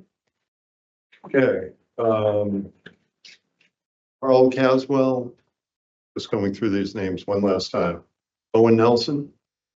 Oh, Yeah, so I've been here. I actually don't remember signing up, but I do have something to say. oh. Yeah. I didn't. I don't know. It was divine intervention. I'm Owen. Yeah. My name is Owen Sky Nelson. I'm the founder of King's Court Comedy. Thank you guys for being here today. King's Court Comedy. We're a comedy-based production company in Boston, Massachusetts. I have 4 years of experience producing live entertainment. And for the past year, we've actually been working with Ray and Sean Hope over at Diaspora to run members-only comedy events. So a couple things I want to talk about because I think I have a very niche perspective here. I've been able to see the differences in entertainment in the cannabis space and in the alcohol space. And I think there's a lot of stigma surrounding cannabis use, obviously. But as a comedian and as a performer and producer, the number of issues that I have at my bar locations are significantly higher. The number of drunk hecklers, people that are vomiting, and anything that you can imagine that goes wrong happens to go wrong far more often at our bar locations than at our at Diaspora. And I think that ultimately what a lot of the people in this room are advocating for is just the same rights that the bars have. I mean, from an entertainment perspective, my end goal, my dream is to build a cannabis-friendly comedy club. That's what I'm trying to do. And I've made strides towards that, but because of regulations, haven't been able to get to where I'd like to go. And I think just based on the stimulant of choice, I think it's ultimately going to be safer. So I wanted to touch on a couple things. The cool down rooms, again, I have experience in things going wrong. I mean, the show must go on, but there's always the chance that someone overdrinks or overconsumes cannabis. Like Ray was saying, I think providing food and water has been optimal. It's worked. I think that having a designated space, it's going to be tricky and hard to regulate. I think oftentimes you can bring someone into the corner of a room or into another room, but to have it as something that's mandated, something that's regulated is a little bit overkill, just from my experience. And then the only other concerns that I was really having were the HVAC systems are very expensive. This is something that's very difficult for small business owners like myself. I was wondering if you guys had any tiers based on the size of the space, options that are potentially more affordable, or just have any thoughts on that. And then the retail space and consumption space, the distinction between those two things, I think inhibits our ability to mimic the bar experience, to mimic the comedy club experience, wherein you can go up and you can buy a drink and you can still see the show happening. Now, if we have these barriers, these walls, we're hindering that experience, and I think really diluting what could be a very strong arts and cannabis connection. Obviously, we know there's no secret between the relationship between those two things. Thank you for your time. Any questions? Commissioner, go ahead. Owen, thank you for your testimony. I wanted to ask you the last point that you made around the distinction between the retail space, the social consumption space. In our conversations, it's not necessarily a solid barrier. It can be something that is a little bit different. Do you see that as the primary concern in terms of, how that separation looks, or do you have any other concerns about it? I think, I mean, just putting regulations on it, and if we are confining it to its own room, I would be against that. I don't see that as being beneficial. Now, I understand that these things become complicated because you have packages that need to remain closed and you have secondhand smoke and all these things. But if there is a way in which that barrier can, like I said, mimic the bar experience as much as possible, I think that that's going to be the best for people like myself who are really trying to create an entertainment space.